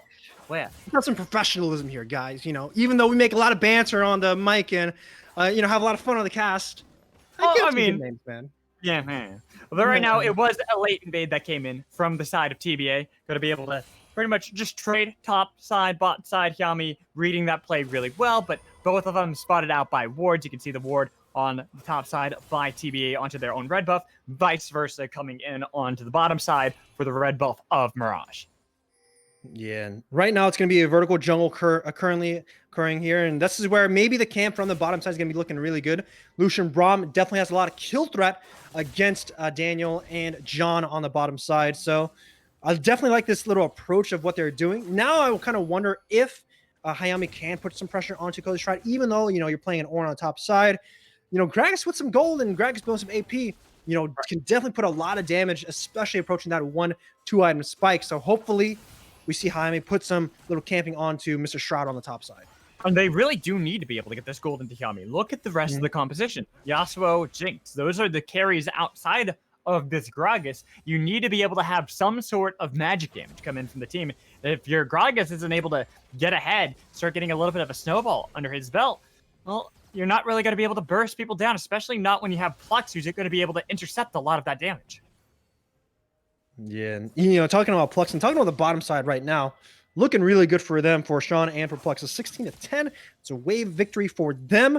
And in this mid lane, Young, unfortunately, losing a little bit of this trade, but that's a good amount of CS over on his end. And this is usually how the matchup works in this mid lane. When we look at Yasuo and Akali, Yasuo can get a lot of early shove because of his Steel Tempest, but eventually Akali picking up some levels for those kunai is going to be looking to win those trades overall. But with this handshake that occurs, I'm definitely just wondering how. I want to wait to see when Hyami and Rugbup start working together as a unit and start moving together, getting some kills onto the Akali, maybe on Gu as well, finding them in the jungle, wherever that may be. Yeah, and this is something that's going to be crucial to see with Robbie Bob. Robbie Bob, I feel like, is going to be the player that we have to keep our eye on with this Yasuo Gragas combination, because even though Hyami, he's one of the highlight players of Mirage, Robbie Bob is someone who's been doing very well for himself as well, and he is the other half of the mid jungle duo. So if Robbie Bob can get ahead on this Yasuo, which unfortunately he's kind of falling behind against Young, that means that they can win out through that combination. Yeah, and just taking a look at his stats right now, a little bit lower when it comes to his KDA and everything else, but he's always part of the first pick. But look at the bottom side. Not going to be able to get the lockdown that they wanted to onto Lulu. John's just going to be able to get back towards the turret, despite the fact that he took a javelin to the face, saying, all right, this is not the best. We might have to recall a little bit further back, but we have Hyami on the way just in case. Yeah, but with both these two being relatively low, this is where Gu can kind of just pressure him on the turret. You're seeing him advancing up. Just going for the full dive, the flash in, even with the heal, it's not enough. First blood, give it over to Gu, and they realized Hyami was too late. It was a great proactive play that came in, and they are going to continue to look for the dive. They got the stun with the ignite already taken away. Flux barely going to be able to survive with the help of the heal from Sean, getting both kills. Hyami, unfortunately, I can't do anything now. Oh man, that was such a clean dive from everyone on TBA. And take a look at Dragoon. He has to try and get the hell out of here as well. I think he ties here. All you have to get is one more lunge. There it is. Going to be able to get the solo kill from Fiora. This ain't looking good, Alex. This is not looking good for Mirage. Both side lanes are now lost, and that's on a one-on-one. No influence from the jungle right there. And Gu again, clean dive, man. They walked up, they blew flash. We gotta take a look at that replay again real quick, because that was so clean. Because just take a look at what happens here, where they already take a gigantic chunk from the spear initially. Taking one of those Winter's Bites means that basically flash forward. Hyami, of course, is here for the bag, but this is confidence from TBA. Look at them just walk up. They say they have heal. They say that we can just get a stun. They throw the spear. They know he doesn't have flash, and that's why that dive works. Gu, very smart to not auto-attack Hyami after that, to make sure he doesn't get any turret aggro, and that heal basically saving support's life. And man, this top lane, add a cherry on top. Shroud flashing forward, Dragoon flashing away. Is it going to be a done deal? Stabby, stabby on the big old horns. And bam. There it is. And I gotta say, that's just so unfortunate for Yami. He was nearly there. He had packed to try to see if they can deny that dive. They knew that that was the play that was going to be opted by TBA, but it was unfortunate. Just a little bit too late. A couple seconds behind the clock of Goo, and the proactiveness that we expect from this rookie and how he's been able to play. This is why last game, when he wasn't making those early plays, we were shocked. We're like, oh, he hasn't made the plays. Look at this game. This game is showing his prowess. And this just shows not only off of Goo, but both Cozy Shroud and Sean here as the mid lane. Young has to get out of here. Really careful. Ignite ticking away. Might be the attempted dive. He had to flash away to be able to survive from Robbie Bob. But Young, be a little bit more cautious next time. He was the one who initiated that and got locked down by the last breath underneath the turret. Yeah, this has to be Robbie Bob and his show, because this game is all about him. Even though Hayami is rocking the Gragas, that's just to support the mid laner right here, as we see Goo and Pluck sitting on the bottom side. Again, looking for some action to pin down Daniel and John from here. So this is where I'm a little bit worried, because sitting 0-2 bottom side overall is not a pretty sight, because goal lead right now, 1.5K in favor for TBA. Once you talked about maybe having the solution be able to scale up into the game, looking like maybe that's what they can have. Instead, I think that they're just going to look to see if they can go for a snowball type of route. They're going to say, whatever, we don't want late game. We want to end this game quickly. If we can keep getting these kills onto John, who has no way out of it, it's going to be so easy. Gift this gold over to Sean. Daniel knows he can't do anything top lane. Great use of the carry. The kill, 1v1 again, and Hayami realizing there's no way you can fight when your Fiora's healing up. Oh, Mirage, y'all are just falling to pieces right now. A parry onto the Call of the Forge God, and then into the ultimate to get the heal, and then bottom side Sean, bam, bam, bam, with those double pistols onto John. And this is where they're trying to see if they can make an 8-minute 30 play on the Rift Herald. I mean, I think at this point you have to. You definitely have to. But TBA, I think they have the read on them. They did that game 1. They're a little bit late here, so I think it's going to be handed over. But still, even if they get this Rift Herald, Alex, I just don't know if they can come back in the game. Maybe Rybob can clutch it out. Maybe he gets a lot. Maybe he goes 10-0. I think that's what has to happen right now. He has to. They have to have the Gragas Yasuo combination start to come online, because you already have Fiora 2 solo kills over this orb. Sure, you got yourself the Bramble Vest now to try to deny some of the healing, but I don't think Cozy Crowd gives a damn. I think he's still going to be looking for these fights. And now that you have Goo already having the Runic Echoes, this means that isn't going to help you against the Nidalee you're looking for a dive. Yeah, now you already see Goo putting pressure on Dragoon already on the bottom side, because they know he can take it, man. Look at this! Right. I just said it, Dragoon. You got to listen to me. I know that there's a delay, but you got to listen to me. Yeah, so Dragoon, just, you know what? Use your magic. Think 3 minutes faster than what we're going to say, and just think about that, okay? That's how you win the game. Just listen to us, guys. That's what their plan is. I will say, unfortunately for Dragoon, he's like, all right, I'm just going to play passively underneath the turret, and Dragoon, you can't do that when there's a Fiora and a Nidalee that are starting to snowball out of control, and the Nidalee's 2-0-2. Sure, she hasn't been a part of every single kill, but that's only because there's been 2 solo kills out of Jersey.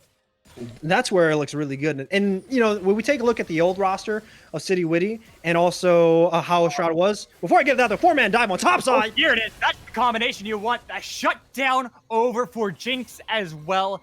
Daniel needing that gold. He was bleeding out, down nearly 40 CS. This is going to be huge for them, especially if they can get another kill out of Daniel. They're keeping Plux locked down. Stopwatch to try to survive, but all this time with 4 members topside, it's going to be the turret taken in the bot lane. Sure, you got the kill for Daniel here, but look at that pressure in the bot lane. Yeah, and I'm actually kind of afraid now, because just because those 2 kills went on to Daniel instead of going on a Robbie Bob.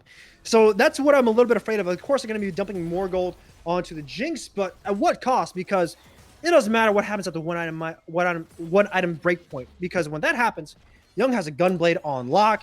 He can basically dive the Jinx no matter what. And that's what I'm a little bit afraid of, because we take a look at the early game engine from Mirage.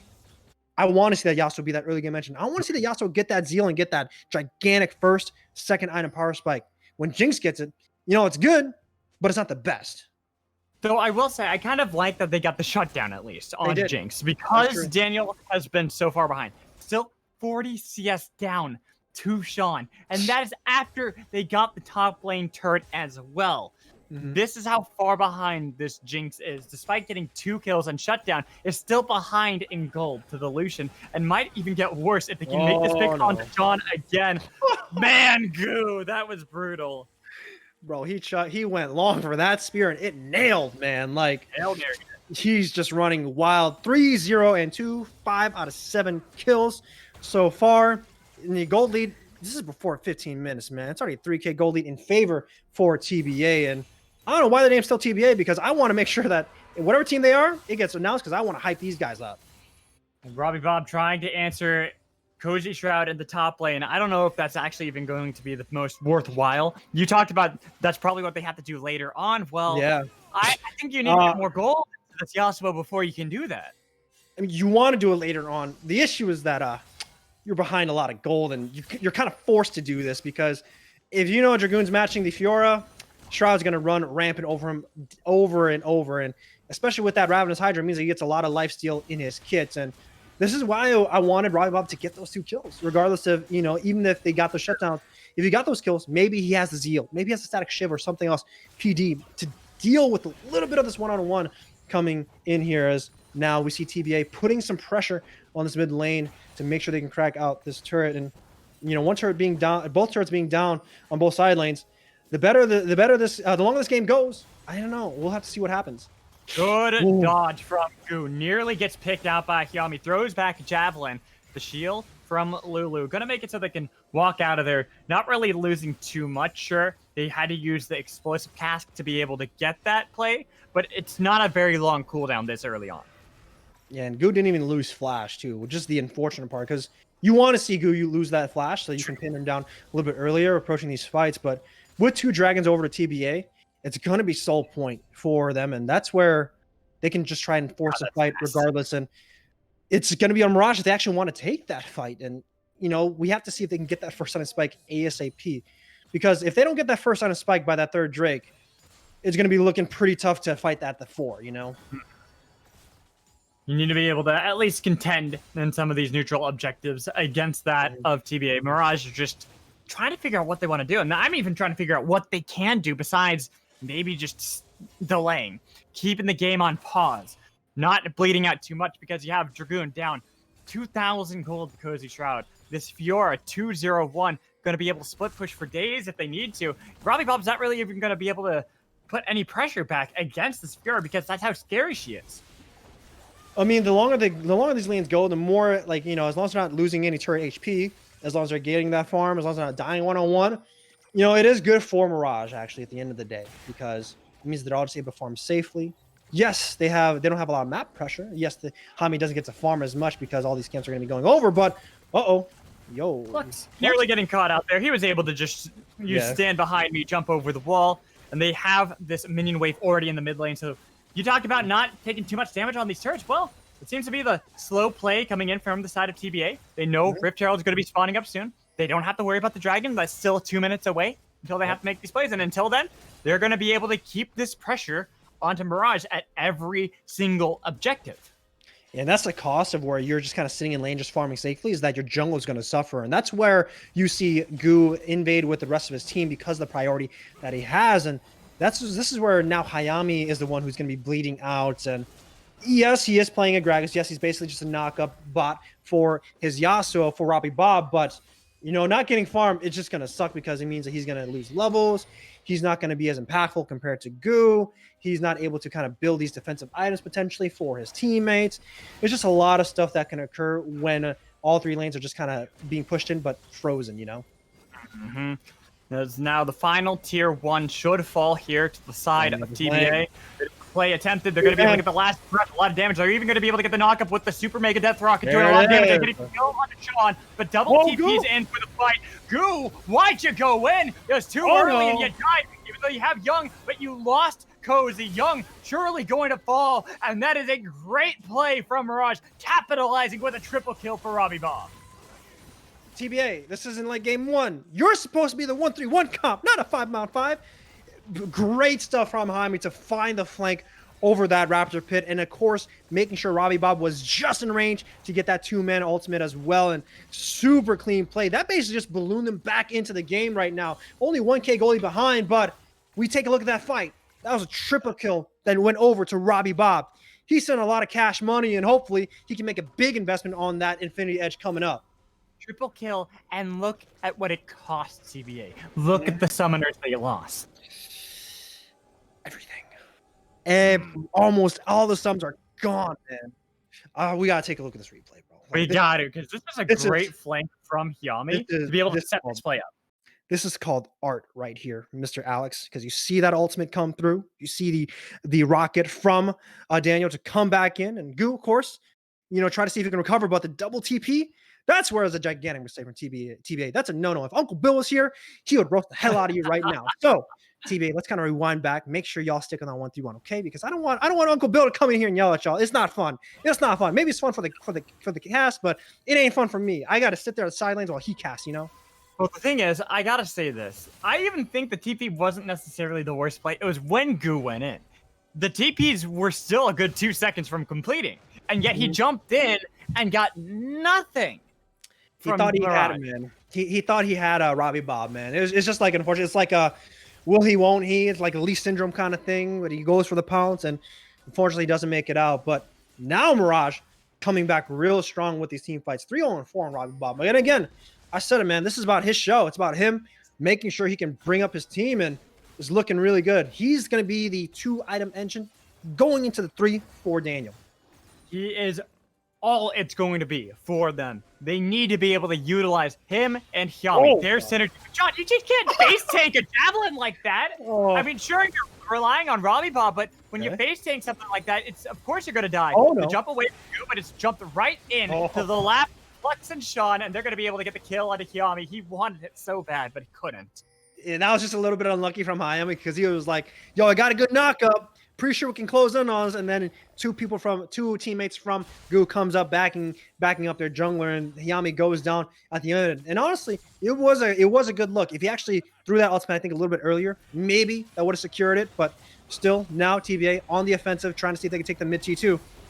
Oh, but the knockup only onto Plux, that they were able to get the wombo combo of Gragas and Yasuo. Sean taking a lot of damage from Daniel, but he wouldn't be able to trade it back. He was able to get the barrier, but it's going to be the follow back up of Robbie Bob. 4th kill of the game. See, now we're in a competitive match, because it's 9-9, and now we're at the point of where everyone's just trading their lives 1-for-1, trading pawns, trading knights towards each other, and it's looking really good here. 4-0-5 on Robbie Bob, and also 3-1-4 on Daniel. The long con is working out really well for Mirage. Why does Hyami have a Magi's? He flexing. You got your 1-4. He flexing. Don't worry about it. Just don't think about it, bro. Like, he's trying to get the Magi's, but like, don't worry about. Don't think about it, bro. Just let it happen. We'll see what happens at the end of the game if he has 25 stacks. I want you to prove me wrong, because I do love me some Magi's. It's one of my favorite items that is still in the game.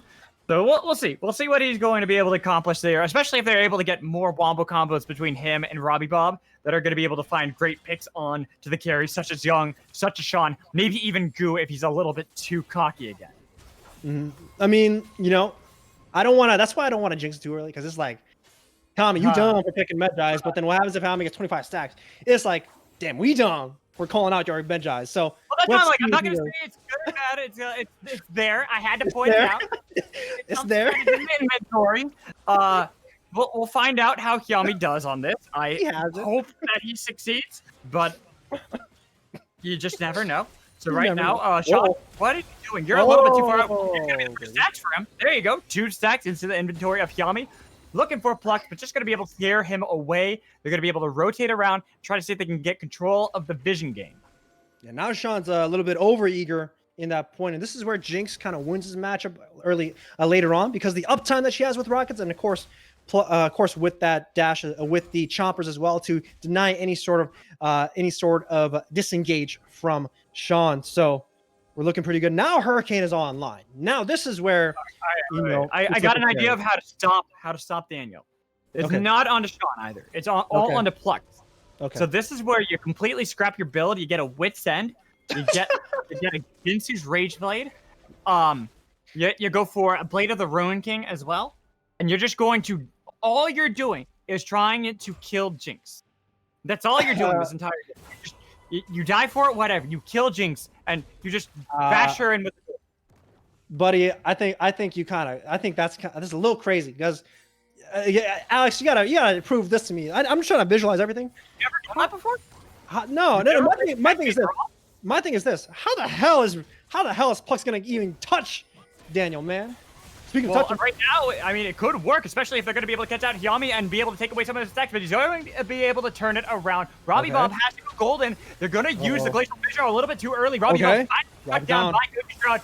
Not going to be able to repose, but it's going to be Young in the backline, knocked around forever, and they take him out. Only the support is left for TBA, and this is where they can hunt him down, continue to pile in more pages, more chapters into the book of Hyami. Man, Robbie Bob playing the decoy in volleyball right now. They thought that he was a star. Nah, man, look at Daniel sitting so strong right now. He's the man who's going to be the ace for Mirage right now because this is where the Hurricane's online. He's looking to get his third item. Baron's already up. 5 seconds left on a Goo. I don't think they can make it because Jinx at this point does a lot of damage. This is going right into how they like to play when Daniel's on this Jinx 4-0 on this champion in the UPL. They're going to be able to take themselves the Baron and keep scaling into this mid game with 12 stacks as well onto Hyami. Not only do you have the AP damage from this Gragas, but you got it all being backed up by a Jinx. Hyami big braining us right now. He was like, hey, man, I'm going to take up this Medjay's. Bet I won't die. He nearly died. He nearly died. But, yo, that's called calculated, man. That's why he's challenger and we're not challenger. Well, as we see the Infernal Soul go over to not challenged TBA. At all either. Not challenged at all. Going to be a free Infernal Soul for the side of TBA. That could be their win condition. They have a lot of bursts potential from Goo and Young. With how squishy a Jinx is, if you ever have it where John and Daniel get separated, that is going to be critical for Mirage and how they might fall apart. Yeah, and this is where, as Mirage, as all honestly, all they have to do is just group up, walk down together. Shroud trying to see if he can lay down the damage, but I mean, take a look at 1-on-1 right now because it looks like Dragoon taking a little bit of better end. This might just be a base chase and Strong not to get it. I think he's going to be able to dive it. He could have looked for it. He had Grand Challenge, looking for the riposte, but going to be able to get this done back on the Dragoon. Wants to keep the fight going, but inside the base, it's all falling apart. Mirage continue to push in with a Baron buff on top of it. Young bouncing around. That should be the game. Plux will die to the double kill out of Daniel. Make it 3 kills. Everyone's gone. That is an ace for the side of Mirage. We are going to game 3. And it all started off the mid lane play, the punish from Hyami and Robbie Bob onto the backline of TBA. And that's where this game literally just flipped itself onto Mirage's favor. It was looking like TBA had the chance, but now we take a look at Mirage. The moment that happened, the moment that triple kill goes in big for Robbie Bob, it's basically a show. He's the biggest decoy, and now Daniel gets to be an ace for his squad. And we mentioned that was really their win condition. If they can play around Robbie Bob and Hyami on the Yasuo Gragas combination, well, boom, they win. And they did that. It was not the best fight from TBA, where they kept going in one after another. The TBA a little bit disjointed from how they wanted to play, but it was great plays out of Mirage that forced them into that position, finding the proper picks, finding the proper flanks from both Gragas and Yasuo. Yeah, and this is where I kind of criticize TBA in the 1-3-1, right? Because we see the 1-3-1 commencing, we see the Fiora and the Akali on sidelines, but the big question right now is the matchups. Because the moment they send Yasuo onto the Fiora and the moment they send Ornn into the Akali, they're able to just farm safely, right? And that's where maybe if they went to a force swap a little bit earlier on, maybe when they noticed that the matchups weren't going as ideal as it should be, you swap that Fiora back into the Ornn on the bottom side, maybe and go for those dives, and maybe you become a bigger split push threat. But because that punish, because that delay from Mirage and them finding the opening onto TBA, they secure that victory.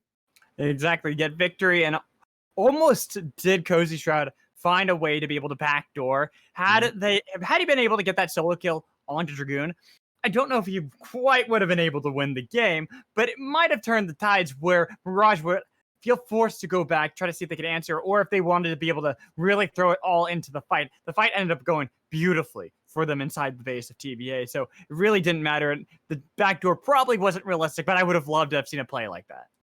Yeah, I think everyone would have loved to see that play, Alex, because I would have been enjoying it because it was basically Shroud against the world, man. It was him against four people, everyone trying to see if they can defend against the Horde, but just didn't work out. Two out in Spike became way too much for TBA to handle as Mirage. They're looking to push it to game three, and now we're going to see some more spicy drafts, man. Yes, we do. We're going to toss it to a break. When we come back, game three, it's all onto this game. Winner takes all. We'll find out who's going to be able to find the victory.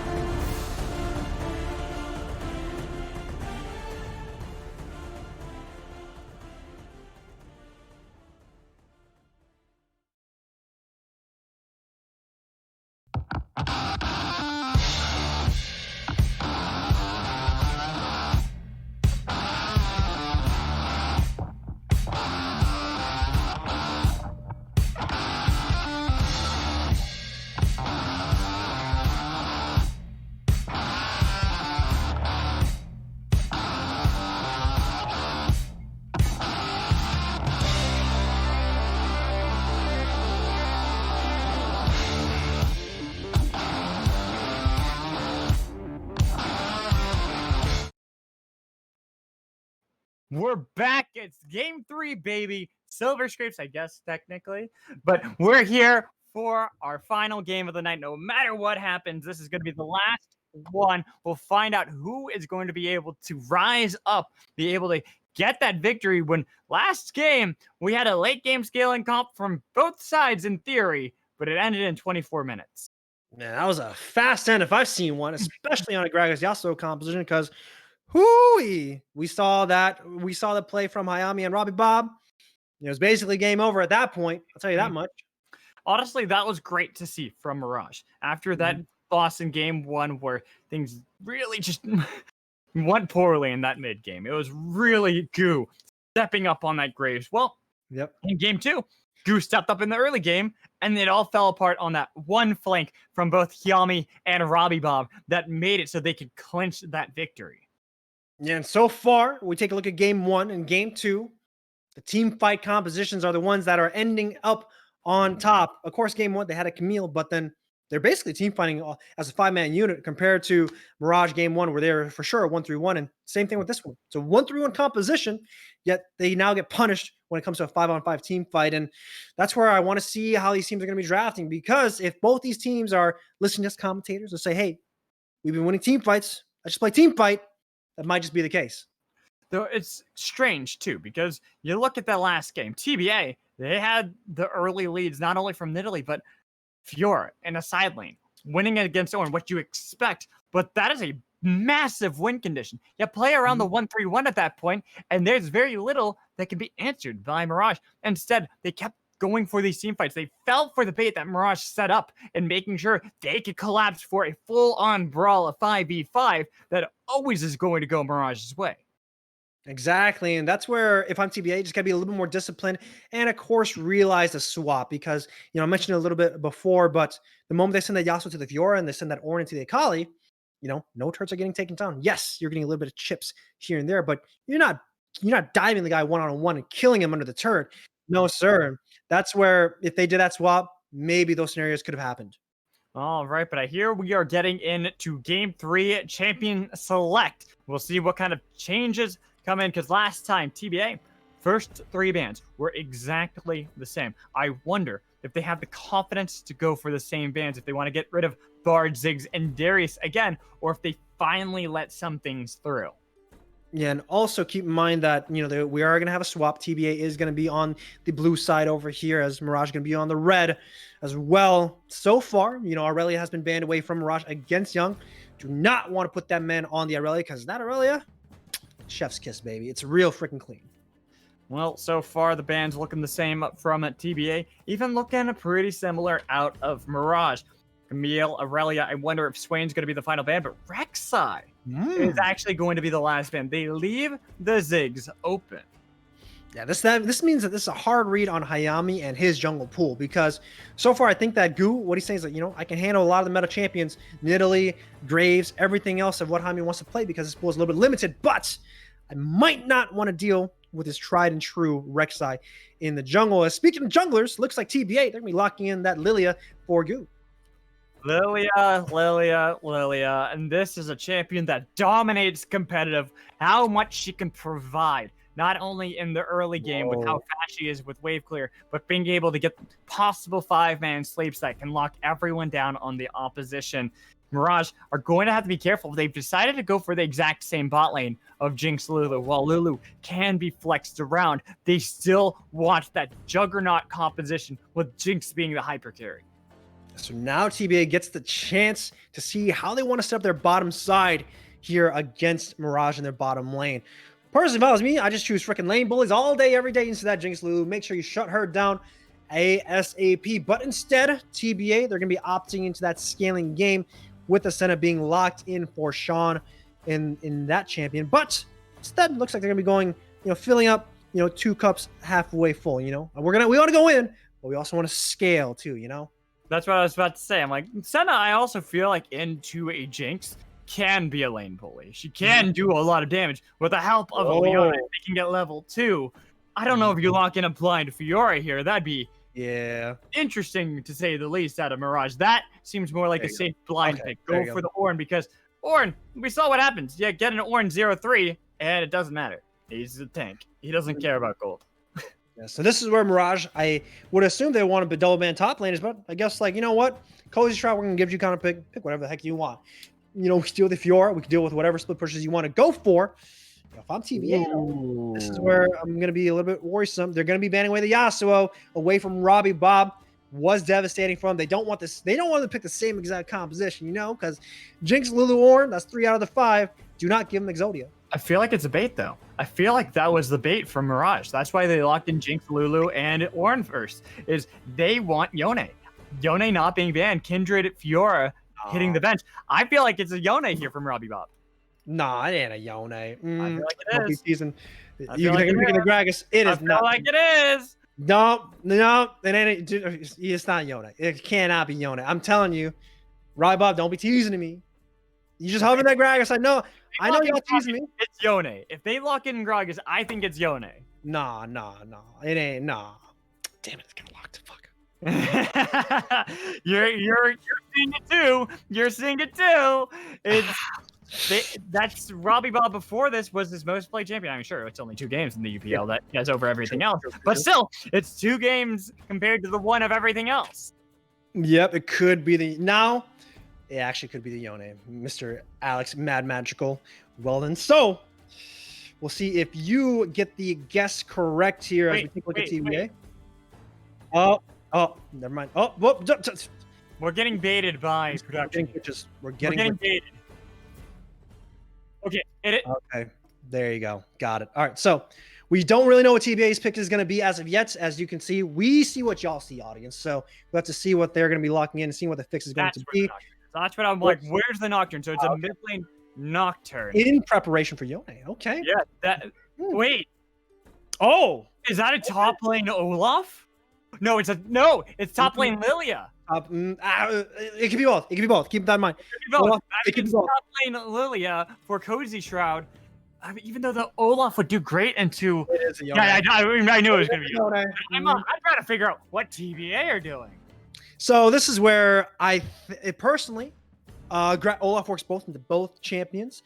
I personally would like the Olaf in the jungle because you can now start abusing Hayami. You get more agency to Goo. Leading to Ornn's base, it's pretty much a solid matchup for her as well. And it's going to be team fighting. You're not going to be looking to dedicate Olaf to a split push here. So we'll have to see where that goes. But right now, TBA with a pretty risky composition overall because no one is looking to catalyze the Olaf as of yet. Nocturne going in can maybe go off with the Solar Flare. But so far, again, both these teams, they're going to be going team fighting. So they've been listening to us as commentators. Game 1, it was team fight composition win. Game 2 was team fight composition win. Game 3, we're both slugging out team fights. And Mirage sticking 4 of the 5 champions from Game 2 into Game 3. So we'll have to see if this works out. I'm still waiting. I'm not convinced on any lane yet. It could be an Olaf jungle. It could be a Nocturne jungle. It could be a Lilia mid. It could be an Olaf mid for all we know. I don't know yet. The thing is, that could still be a good pick into Yone. Go for Olaf anytime he tries to slap up to you. Reckless strike, boom, right on his face, and then he has to snap back. That's true. That's like the big brain if they want to send the Olaf. Right.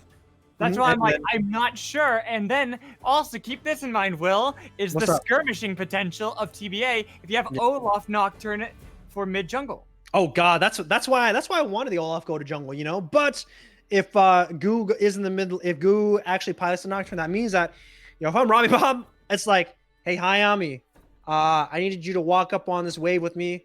Nocturne can punish me. I feel very safe. And then Hayami's like, no, I need to farm, bro. And then Bob's like, crap, I can't walk up anymore. Right. That's like, this is actually interesting out of TBA. There's so many different scenarios that I can honestly see being viable. Hell, sending the Lilia mid is still a viable strategy going into Yone because it's pretty easy for Lilia to keep Yone at range anytime he tries to go for the soul snap forward where he's trying to at least get a little bit of trade. It's just like, nah, I'm gonna prance around you and continually do damage. Yeah, keep in mind though, however, is that for Mirage, Daniel, game 2 was the ultimate ace at the end of that last team fight. So even though we have a very volatile mid jungle 2v2, we got to keep eyes on how Daniel performs in this set overall, in this game overall, because if he managed to just sit there, get those rockets off, hits a lot of people because you know that both these teams are going to be looking to ram each other down. It might work out for them. Wait.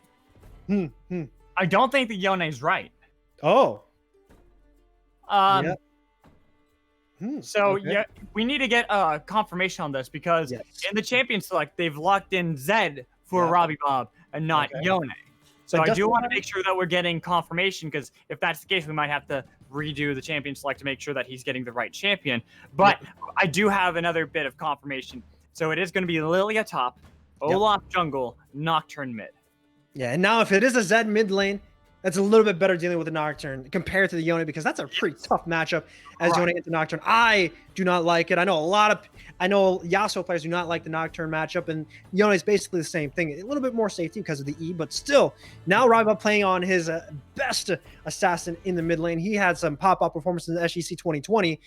And we'll have to see if he can handle against Young because there's a lot of outplay potential of what Zed can do against Nocturne. Yeah, so hopefully we'll be able to get confirmation on that, see if, because sometimes there just might be an issue. This is why I don't like Pro Draft, to be honest.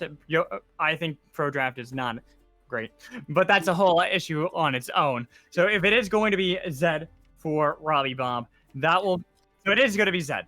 Yep. That does change the dynamic of what we were talking about. So before we were like, oh man, this is going to be horrible for Mirage. I don't know how they're going to do with it. Now, I actually see it being different, where they can play with Robbie Bob rotating around the map with the help of Hyami, using great, and I think probably once he gets like level 4, superior wave clear to that of Young to try to move around the map before you have darkness from Nocturne. Yeah, it's just crazy how both these teams actually opt into early game agency mid jungle and then like a late game AD carry from both sides. The difference is that Daniel now has a Lulu being supporting him compared to a Leona. So that means that in the later stage of the game, Jinx, of course, is going to have a lot more higher DPS compared to Senna. So we'll have to see if TBA can actually end the game in a pretty fast fashion, as Olaf and Nocturne will for sure scale off compared to Gragas as well. So hopefully TBA can just muster up the courage, take him in the early game. Probably going to see some level 1 shenanigans. I'm not going to lie. We saw game 1 and game 2. More than likely, third time's a charm. Early game shenanigans from the blue side this time, as TBA having the Olaf on Goo. Well, now we have game 3, Nocturne versus Zed mid lane. You got the Olaf jungle coming back. You have Lilia top lane. All these shenanigans. We're going to toss it to a break, and when we come back, we'll find out TBA, Mirage, who gets the victory.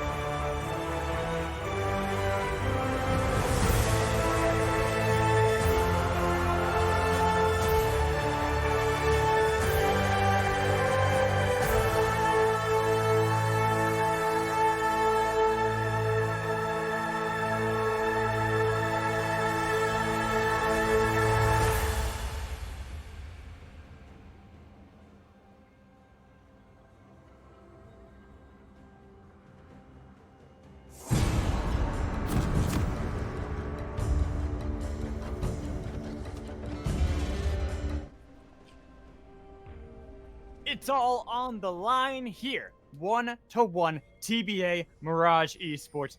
They want to be able to soar in the standings. They need this victory if they want to be contenders for playoffs. But it has been a competitive series so far, Chilling Walk. You see game one where it was all Mirage in the early game, but then it fell apart in the mid game, and then the exact reverse happened in game two. It was all TBA until the mid game where it fell apart and Mirage were able to capitalize. Yeah, and that's where we're gonna see both these teams pull out all the tricks in the book as a level 1 shenanigans might be coming through from TBA as well. Walking in. That goose spotted out. Polymorph backs out of there. Says, all right, the Undertow got the damage it needed to, and let's just get out of here. Yeah, should have run Mana Flow, man. I don't know, Goo. Could have run Mana Flow, get all that mana back in, 25 mana. Yo, this took me around, though. They know that Cozy Shroud is recalling. Uh-oh. Let's see. Okay, another Undertow. They really want to commit to this invade, but they have the ward to that, and that's why they're all okay sitting here. And I'm not sure if they want to commit, because it's a 4-on-5 if they do want to go in. This is not the play you want to go for. I think they think it's only Hiami. This is going to be the play. They have the flank already from John, just in case. Ignite, not going to be able to pick up a kill, but they're going to be able to get the flash over the wall, and Young wants to be able to follow it up. They're going to be able to get the first blood and follow it up with a second one. Somehow, TBA, they get the kills. They're the winners. John, unfortunately, you are the sore loser. Make it 4 kills to start it all off. Mirage, it's a freaking Olaf. Get the hell out of there. Axes are going to be cleaving through everyone, dude. What y'all doing, man? Y'all know let this be a prime example why you don't defend against an Olaf invade. Let the Viking pillage all he wants in your camps, because otherwise he's going to take you down. And look at the gold lead, magical. 2 minutes in, it's a 2K gold lead, and look at the kills. 2 kills for Mr. Goo himself. You can study history a little bit, friends out there. There was once something called the Dane Guild, where the royalty of England and France would pay the Vikings to leave. You pay him in the red buff, and the Viking goes away. You don't pay with your life. You fight back, you all die, and 2-0 to Goo. This is brutal. Oh, man, and now they're looking for more in the bot lane. Gonna be able to at least get a little bit of trade onto John. But this game is firmly in control of TBA, and it is going to take a lot of finagling out of Mirage to wrestle it back. Yeah, and let's just take a look at this replay real quick, because it's kind of devastating to see what happens. Yeah. Because in this, it's a 4-on-4 right now, and then John actually pieces out early. I want to see where John actually goes into, because he actually goes the long way around. And maybe the Whimsy helps on the early game engage, because they don't know where John is. They still opt into it. Maybe the Whimsy comes through, but Hayami still takes that brunt of the damage because the Olaf. Even if John was here, I'm actually not too sure if that even changes the outcome of it. Maybe John makes it out alive, or maybe they get the Whimsy and maybe they can potentially burst out Plucks. But even then, we already see the backup coming in from John. Go back to live. Oh, they got the Zenith blade onto Hayami. No way to escape. Killing spree for Goo. Oh. Into the game. He's looking for more. Make it a double. Make it 3 kills again. Then this game is over. TBA, they have it. I feel like I'm just watching like an anime battle, Alex. Like, it was a close fight. Game 1, episode 1, close fight. Game 2, the other person wins. Game 3, TBA, and I'm gonna say they're the villains, just powered up and like, hey man, oh y'all thought it was close? Nah, this is our true power, as Goo sitting now 4-0-3, 7 out of 7 KP.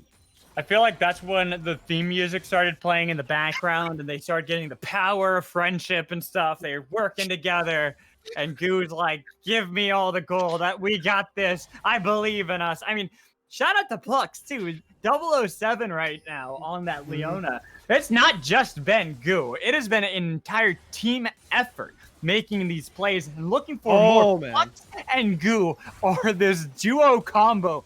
Leona and Olaf constantly looking for the plays. Yeah, and this is... I'm just so afraid for Mirage right now. 7-0 in this game 3. 3K gold lead sitting in favor for TBA. I actually just want to take a look at the amount of gold that Goo actually has, because he's sitting at 1,700 gold lead in favor of himself over Hayami.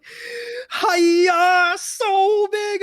Oh man, Uncle Phil's coming out. He's coming out because he's so upset. You can hear him in the background of Will's mic. That's how upset he is by this game. Yeah, I just have Uncle Bill right here. He has his face. He's like, Mirage, just go next, bro. I'm like, hey, Uncle, this is fine. We can chill. We're good. They have a chance. I hope. I want to ask you because that is actually a good point. Sure. But there's been a lot of action. There's been a lot of plays, and I'm probably even being a little bit facetious by saying it's over already. TBA have won because there are ways that Mirage can come back into this game. It just does seem difficult, and I kind of want you to go over them. Well, what are the ways Mirage can work to come back? Okay. If I am Mirage, if I'm Mirage, They have the at late this game. point, you just have to throw some volatility in the game. Not volatility in regards to like doing random plays. No, because you know that Goo is going to be looking to just invade your jungle over and over again. This is where Hayami probably has to make a desperation play, maybe in the mid lane, maybe on the bottom side to get some kills for himself and his lanes. Because if you keep on playing the standard game, jungle farming up, like, you know, playing the lanes, Goo is just able to just walk in and take everything for himself. So that's what I suggest to kind of just ease into the early game, because the more this game goes around the 15-minute mark, the more Goo can just kind of take everything in front of you, and you have to answer that. Or if not that, then you maybe send resources to help Hayami when Goo invades. But personally, I do not want to be close to this Viking. No, not at all. The gold lead being as massive as it is, where all the gold is into Goo. It is all piled into him. Like, over his own teammates, he has 1,000 gold lead. That's how insane Goo is on this Olaf. But that being said, it is still the Olaf having the gold. And that is someone, while he has Ragnarok, sure, he can still be kited. Once you get rid of that, there are ways that they can drag out the fight. You have the Juggernaut composition of Lulu and Jinx, where this Jinx, eventually, if they can get to the late game, is going to be able to outscale. Yeah, but this is where the dive comes in, Alex, and the drive is coming through, but I'm not too sure if we can make it out, man. I mean, it feels like last game, except not the 1v1. It is everyone just going there. Like, once you see Darkness, you're like, oh, he's dead. There's really nothing to say there. Yeah, but this is where Mirage, they do have a potential chance of making a bot side play, as they do have two solid divers from their mid and jungle coming down on the bottom side. So maybe this is the chance for Mirage to look for this play and find a pick. No paranoia either. They can easily make this play. Zenith Blade only going to be able to root up Robbie Bob, trying to see if they can at least take the turret with John, get the shutdown necessary. Flux next to fall. He has Ignite already ticking. Unfortunately, Daniel was tanking way too long. Hayami almost goes down. Look at Goo. He's on the hunt. He might want to be able to get in there. Got to be careful, since could get kited. They decide not to actually keep chasing this off, and Mirage will make the wise decision of backing off. Picking up 2 kills, both going over Robbie Bob. That's very important, as we said in game 2, right? Where you're trying to see if you can get that mid-game transition into the late game so that Daniel can be the ace. But right now, it's looking kind of tough, because they actually managed to take out Daniel while going for the dive. And that jungle situation of that scenario, honestly, was pretty well played from TBA, knowing that I think that ultimately they both should have gone down for free. Well, not for free, but, you know, with no one from Mirage falling down. So taking out 1 kill is really good, but still, it's a 4K gold lead in favor for Goo. And you already see him. He's walking up, taking out this wave, all up in this jungle. It's looking pretty devastating. Not looking good at all. Trying to see what kind of play they can make for Mirage. Still a call working on for both of the ADCs in that bot lane, which means there's really no pressure that you can provide Hyami to try to fight back against Goo, who has a 2-level lead over Hyami. The flash coming in, they're going to be able to pop the stun that they need to onto Hyami, but instead, it's all about getting the kill onto John. Feed the gold into the Viking. He wants to go for the dive. He finds another one. Might be able to sustain the entire time to find 3 kills. Finally, guys. Robbie Bob's too late to help out, and that is another great play coming in from TBA. Man, it don't even matter that Goo went down, because that gold went over to Hayami. That gold ain't gonna matter, and that was a good trade to pick up 2 kills for yourself, and even then to help out your bottom lane overall. The gold lead still ballooning out of control for TBA. 5K gold lead sitting in their pockets. I just wanna take a quick little break and pull up the gold real quick. 5.3 versus 3.3. Mm-hmm. And 4.6 versus 2.8 on the 80 carry rolls. Oh God, That's huge. that's a jinx too. Oh, that hurts. So That sad. hurts to see that kind of difference. That this early on, like, yeah, you don't expect Jinx to be able to do much. And now the Hex Flash, Oh, Bob done it. The Flash too late. Zenith late to follow up with the Solar Flare, so they easily pick up the kill for Young. man, TBA already knew they were going to go for a Rift Hero play at 10-minute mark. They go for a swap. Man, look at Goo. He's just throwing axes left and right, trying to see if he can push them all off. And with these plates falling down, the gold is getting out of control. They are making sure that they can get that early investment. They putting it down all on the line in this early game, and it is working. I just want to see Goo now get a Death Dance and become unkillable. Where he's running back into the back line. They're trying to burst him down, and he's like, nah, I don't need to worry about that. Now I can wail on you, and I can start healing up, too. He's 6-1-5, 11 minutes into the game. That is 11 kills he's been a part of. A kill a minute, essentially. Yeah, he's just trying to pad his KDA stats at this point as already taking the second dragon for himself. Keep in mind, this is an 11:30 dragon being taken over. Before the 20-minute mark, Alex, is when the third dragon pops up, and it's an ocean to top that off. So 20 minutes time frame, 19 minutes, it's not going to matter because that dragon for sure is going to be going over TBA as long as they don't make any more mistakes from this point onwards. I just want to know one thing, Will. Where the hell has Goo been hiding for so long? This guy is amazing. I don't know, man. Yo, I gotta go to TBA real quick. Hey, Mr. Elton, Mr. Ash, I gotta ask y'all who scouted this boy out because he looking real good. He looking like he's showing everybody up right now, and I want to see him play against everyone else. As Young and Robbie Bob fighting in one-on-one. Going back. Flash dash back out there. Not too bad. It's been insane coming in from the side of TBA right now. Even with Young having to burn his flash, it really wasn't that big of a deal since they wasted all this time out of Hyami and Robbie Bob. All the while, Goo just going to be able to continue to get more levels. Yeah, and I just got word from our producer, Mr. Hypertension, is that the last time we had a player put up these numbers, this insane, was 100 Thieves' next jungler, Mr. Kenvi, in that role. So, Goo, as long as you keep this potential going, as long as you keep on this performance, you might just get picked up real soon.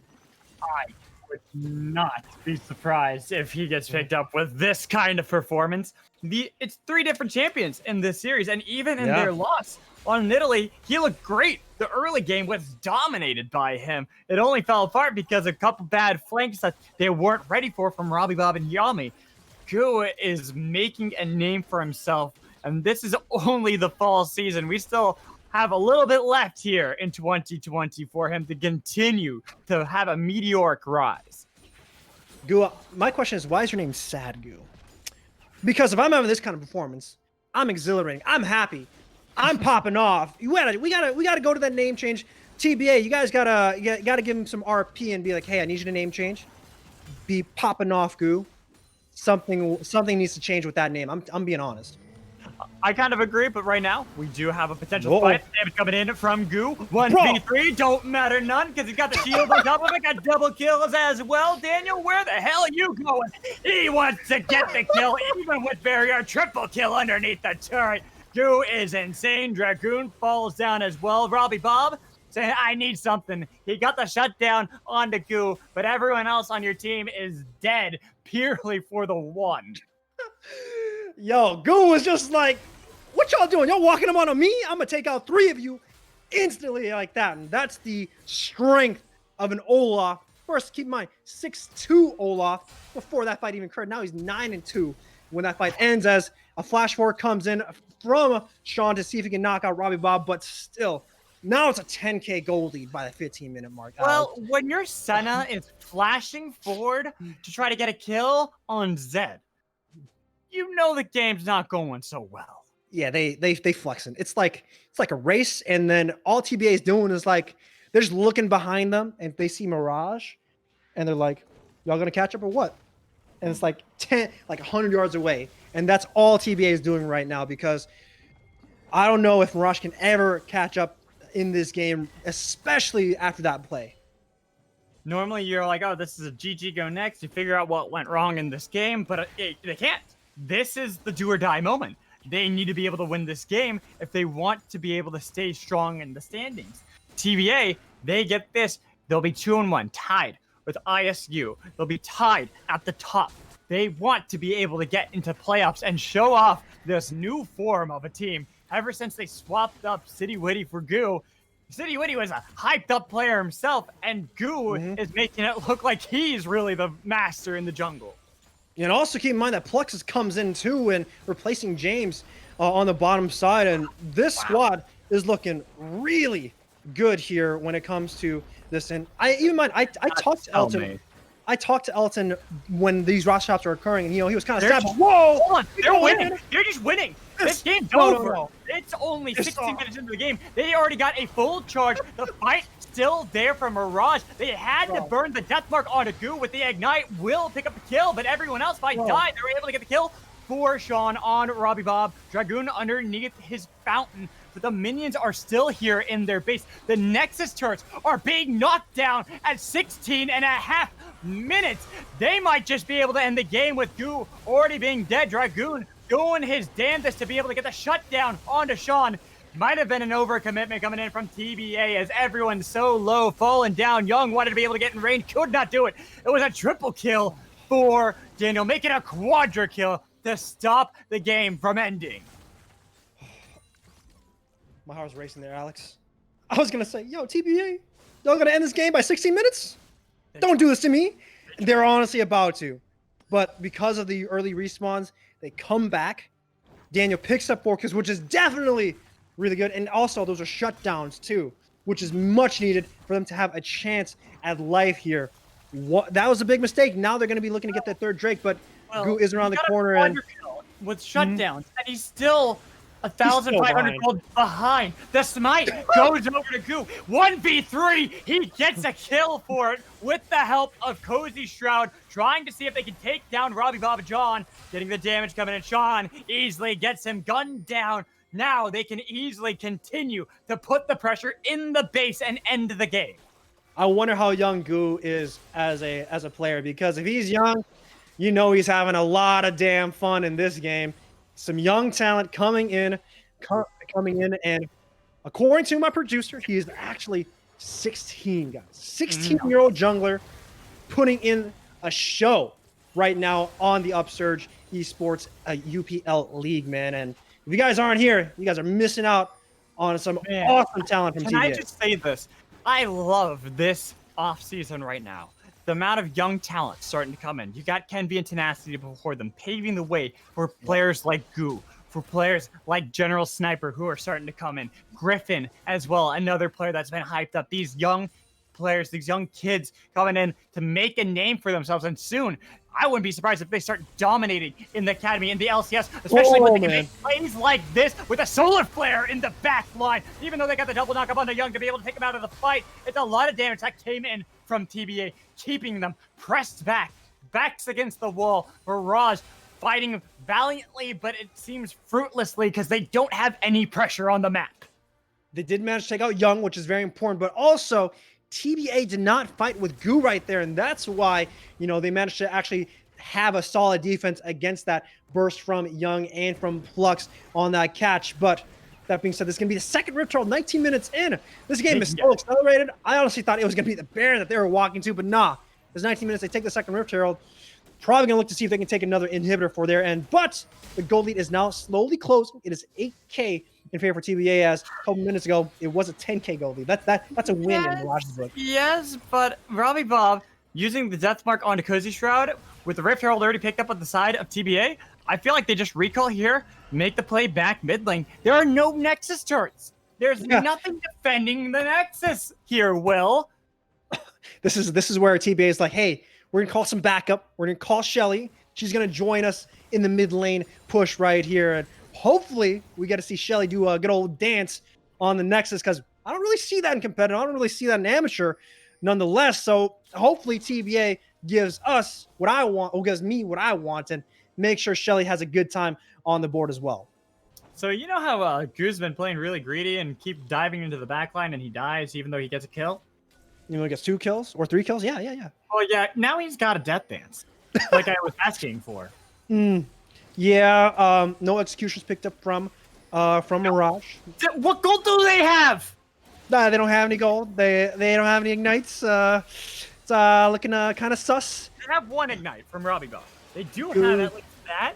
But right now, it is a Baron being threatened the moment it spawns. On the side of TBA, Yami wants to make a hero play, wants to be able to steal this over the wall. They put down the control ward to try to see if they can get inside the pit. When are they going to pull the trigger? Actually, it's the peel off. They want to look for the fight instead. They have the sleep that they need to. The damage coming in from Robbie Ball is going to be able to take down Young immediately, followed by Young into the grave. Young into the backline, not going to be able to get on it to anybody. They're losing everybody to Goo. He's a madman. He's on a rampage. Dragoon flashing over, but the follow-up and the snipe comes in. That's game, set, and match. They can march it now into the base. They got Rift Herald if they need to. All on the back of the 12, 4, and 9 Goo. Goo gives no damn crap about that Baron overall. Rift Herald's gonna come out. Only Hayami is left, but good sir, Mr. Clement, I don't think you can defend this as Rift Herald's gonna be looking to end. And this is where we get to see the dancing Shelly come in. We finally get to see a Shelly dance on a Upsurge Premier League as now Goo being the shining star for TBA. And we've been hyping this man before this match even started. The unknown rookie from TBA playing against the veteran of Hayami, who's been a part of amateur scene for quite a while, and he has made a statement. I'll tell you what, anyone who goes over TBA, you guys better look into Goo and make sure you guys can figure out how to solve him and break him down. Both their victories this series, Goo had double-digit kills.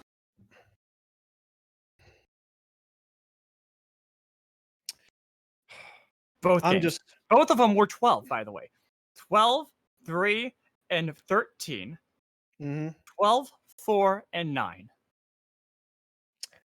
I don't, man, Alex, hopefully we get to see Goo in playoffs, because TBA, if you guys keep playing this way, if Goo keeps playing this way, I want to see this kid succeed. Again, he's 16 years old. He a young lad. And if he keeps on playing this way, if teams try and throw everything at him and he's still playing this way, you know you got a diamond in the rough on that squad. I feel like we already know who our MVP is. I feel like there's no question on this. There's no debate. Nah. Goo. We were expecting good things from Goo. We were expecting him to do well.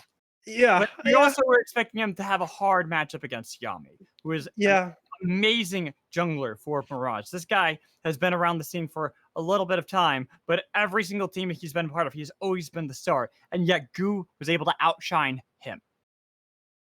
And that's where, I'm just kind of distraught at that kind of performance, because again, Clement's one of my boys. He's one of my good friends. He's great. I whenever Hayami is on the board, I love commentating because I know he's going to perform.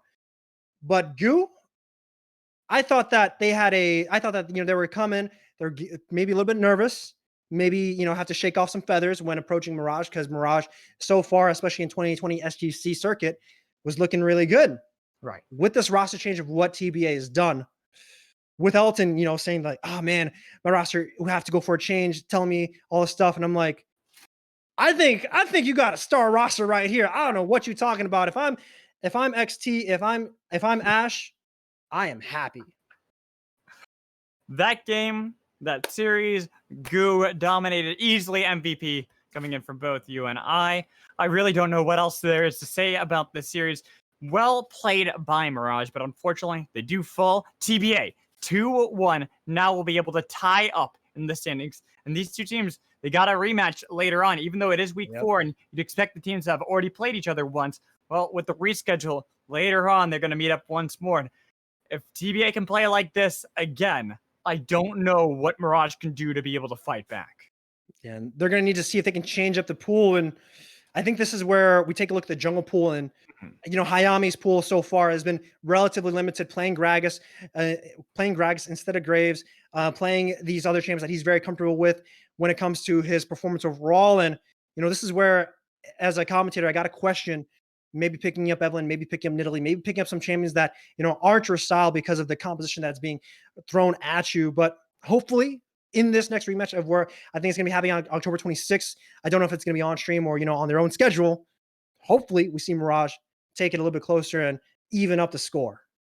Yeah, but that is going to be it for us tonight here at Upsurge for the UPL TBA 2-1 victory over Mirage. It was an amazing series to be able to comment, even though that last game felt like it went by so fast because it was a snowball out of control. But before we wrap up here, Will, are there any more comments you'd like to say before we leave? I just got my eyes on Goo, bro. Yo, keep on smurfing, bro. That's all I got to say.